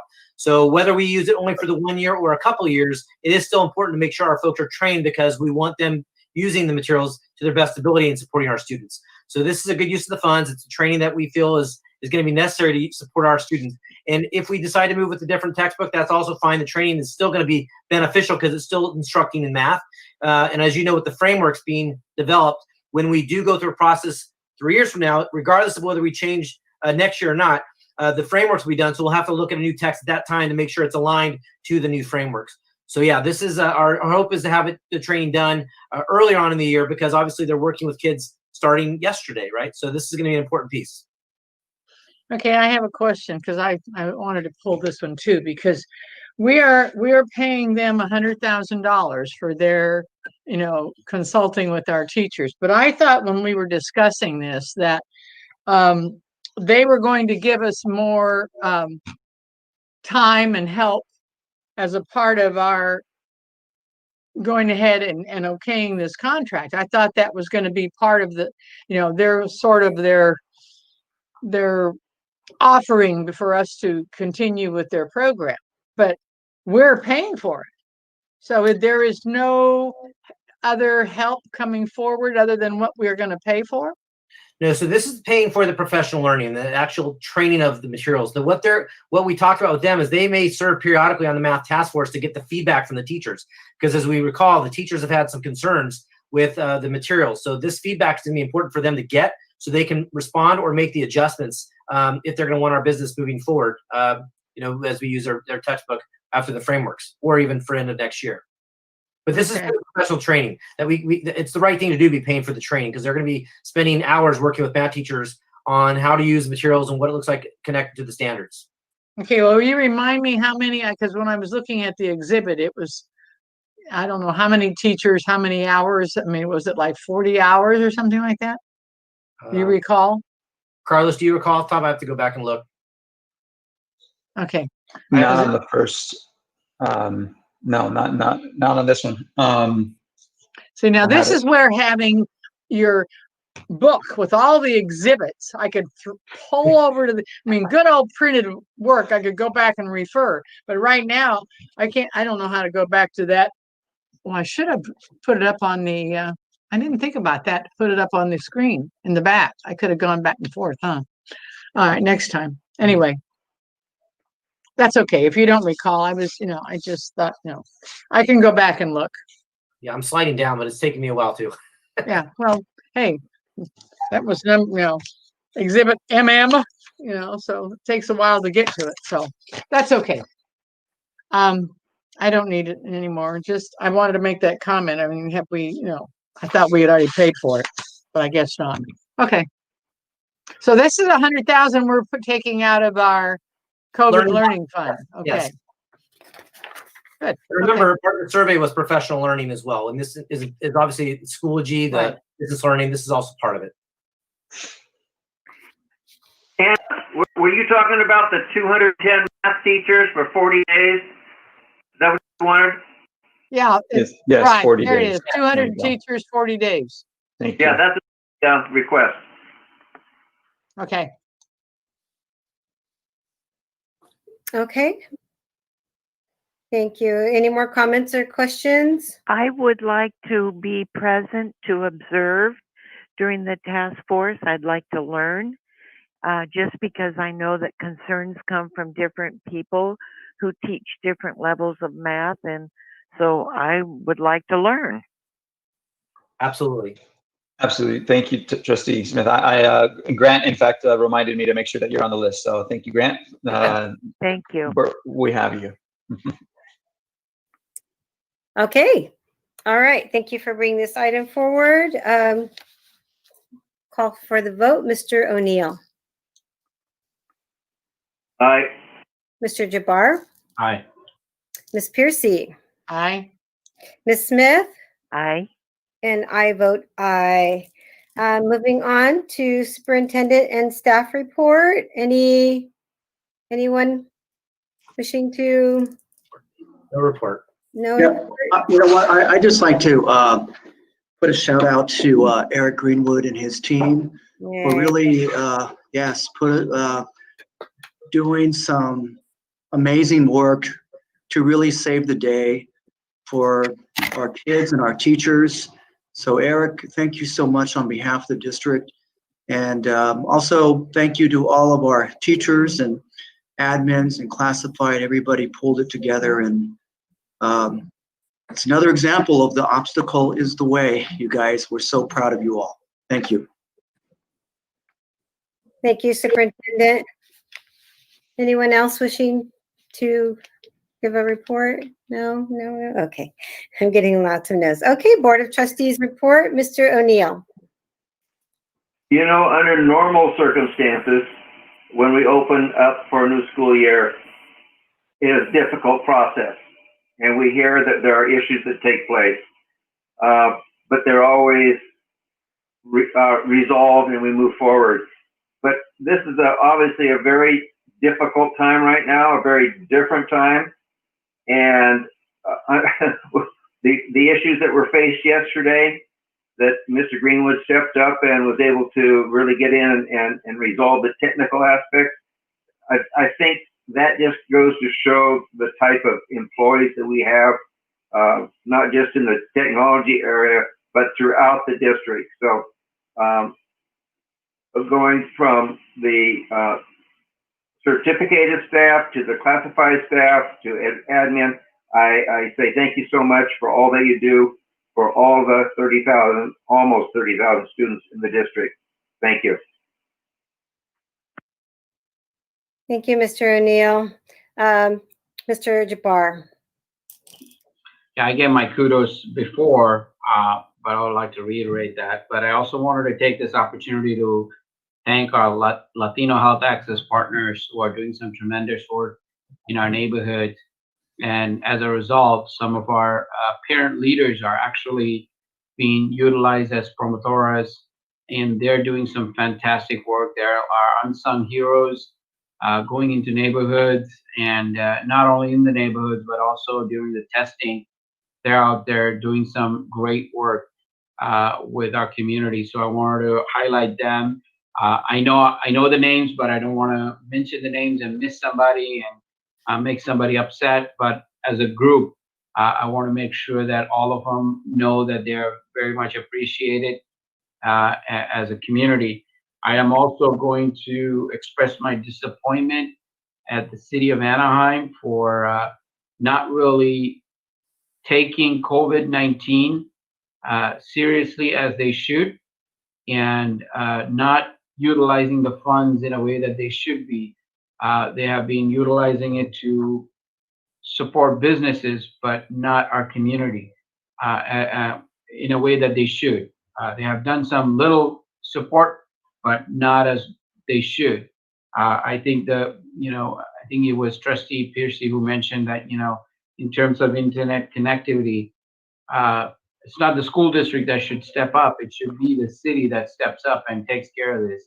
Unfortunately, hopefully we will be the ones to step up and take care of it, and we'll have the city's partner. Other than that, I wanted to thank all of you. I think I mentioned the Orange County Register article. It was a great article. I know it was short, but it showed the resiliency of our district and the way the work that we do and the caliber of employees that we have, including our leadership. So thank you all for all the work that you guys are doing. Appreciate it. Thank you, Mr. Jabbar. Ms. Piercy. Oh, whoops, I muted myself. Okay, it's a little hard to be,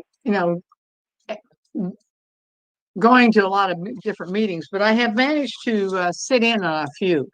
I attended the CSBA's webinar that they had, and that was interesting. A few of them were really interesting. I actually sat in on the Orange County Department of Ed's meeting. That was really interesting.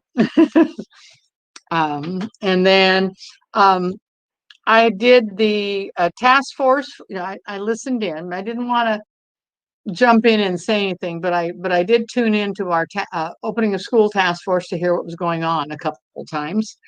And I did the same thing with our discipline committee task force. That one I can join in because I'm a part of that group. And then I listened. I mean, I was part of the O'Donnell webinar when he had a webinar talking about some of the things he's working on. He does work hard for education. Unfortunately, he hasn't gotten everything that he's tried for. And then I also listened into a couple of principals meetings Tuesday afternoon, which was really interesting. Yeah, Chairman. Let me tell you, it was tough. Those principals, I mean, they didn't know what was happening. It was just like, good grief, and things kept changing. And I mean, and then we're already dealing with Schoology, and then we find out Spectrum is out and Aries is out, and Eric is trying to work with us, and he finds out Aries is out at the district. I mean, the district's Wi-Fi is out, and he's sitting there. So it's been a real merry-go-round ride this week. It's been difficult, but our teachers and our staff have all really met up. And I have to say kudos to Eric. Good grief. He must not have gotten any sleep at all this past weekend because no, probably not. Brad's shaking his head because like somebody said, he was working 36 hours a day, and it was just, and he kept working, and it just kept things happening. And so it's just kudos to Eric because he did a great job. And everybody, because considering everything went pretty well. I've talked to a couple of teachers, and they managed, and they had some pretty good turnout for their classes. And some of the teachers who are not really technology adept still managed to get on and work. So hopefully they'll all learn real quick. Let's hope tomorrow's a really good day. So tomorrow's our first synchronous. So we're supposedly okay. I think hopefully all the glitches of the classes on Schoology are gone. So I know I'll be hearing about it. Thank you, Ms. Piercy. Ms. Smith? I want to reflect on a trip my husband and I took in '64 back to Massachusetts. There's an Amish community recreation, and I remember visiting that community in a one-room schoolhouse and reflecting on what life was like back then and to what it is today. And I would say this is the first time in the history of our country that we've ever gone through something like this. And from a one schoolroom house or school to what we're dealing with technology, and Eric and Orlando and all the people that are doing what they're doing, it's beyond awesome. And all I can say is that you're just wonderful human beings, and you're one of the reasons this country is great. Thank you. Thank you, Ms. Piercy. I attended, I'm sorry, Ms. Smith. I was thinking Ms. Piercy because I attended the O'Donnell webinar with you, and I didn't see you, but and the task force, the COVID task force, with you as well. I also attended, of course, our ROP meeting, and then the ROP had PD welcoming back their teachers. So they had a teacher training day, and trying to make it fun, they made it a rock and roll theme. And Dana Lynch was, I can't remember his name, but he was like Darth Vader or something, like DJ Darth Vader or something like that. They always do fun things like that. I attended the White Cap meeting, the celebration at Magnolia with our, it's called the CS32 square, or CS3 squared. Is that, did I get it right? Okay. It was really an amazing presentation. Our collaboration with Cypress College, Dr. Schilling spoke, and Mr. Superintendent Matsuda spoke, and they even had Dr. How do you pronounce his name? Hugh Hua? I'm sorry. Henry Hua. Hua. Okay. I'm sorry. I'm tired. But they had him speak. So they configured Magnolia High School into kind of like a staging area. On that front wide area lawn, they had the stage, and then they put the cars in the parking lot, and they spaced them out so that there was a car that could fit in between, even if they were in the back, so that they could see the stage area. As the cars came in, we shouted and gave them a whoop whoop, and they gave us props, and then each student got a backpack, and they told them not to open it until a specific time, and they got swag in there. And then when it was over, they got to drive around and get their official kind of graduation picture taken. But the amazing thing about it was that these students were 30 strong, I think, and they started with 100. So they selected these 30 out of the 100. But they're incoming ninth graders getting college credit. It's just, blows the imagination how our district collaborates so well with our partnership. So it was a really fun celebration. The parents got to be a part of it, and so kudos to Cypress College. They set that up, and kudos to us for being available, having that partnership, and working really hard, our staff working through the summer to make that happen. And this is our cybersecurity, if I didn't mention that before. So innovation, boy, we're doing it. I also attended Ross Billings' funeral service. Of course, our beloved Jan Billings' husband. I learned so much about him. He was a Renaissance man who was the first teacher ever to use a computer in his class. So think about that, and think about the significance of that and what we're using our computers today for. And just amazing. When he left our district, he taught in community college, and he taught EL students. He also created software programs and traveled to, I think it was Saudi Arabia, to teach.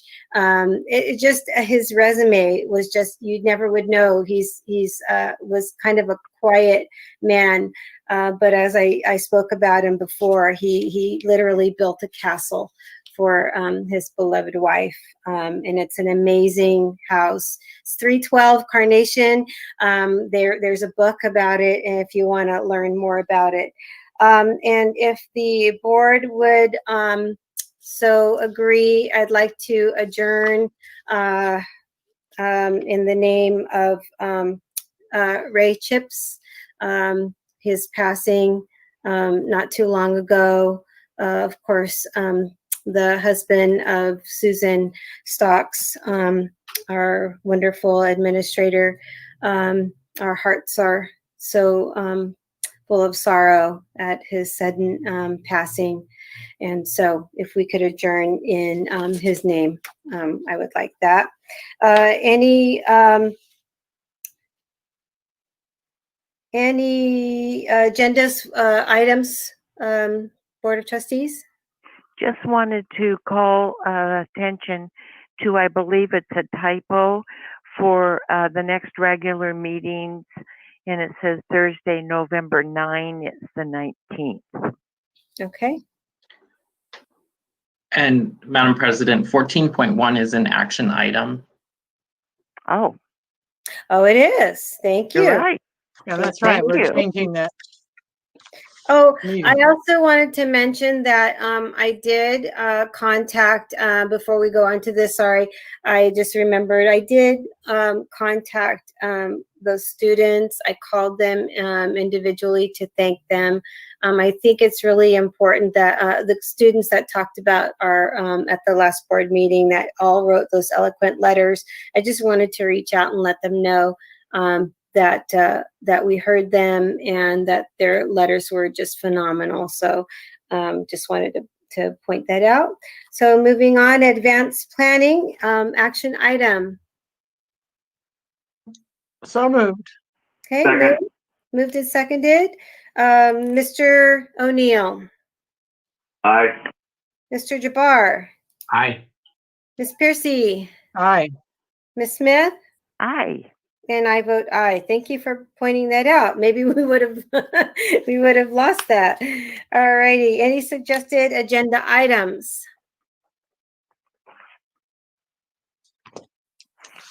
Okay. Hearing none, I'll call for adjournment. Motion. So moved. Second. Okay. Moved and seconded. Mr. O'Neill. Aye. Mr. Jabbar. Aye. Ms. Piercy. Aye. Ms. Smith. Aye. And I vote aye. Thank you, everybody.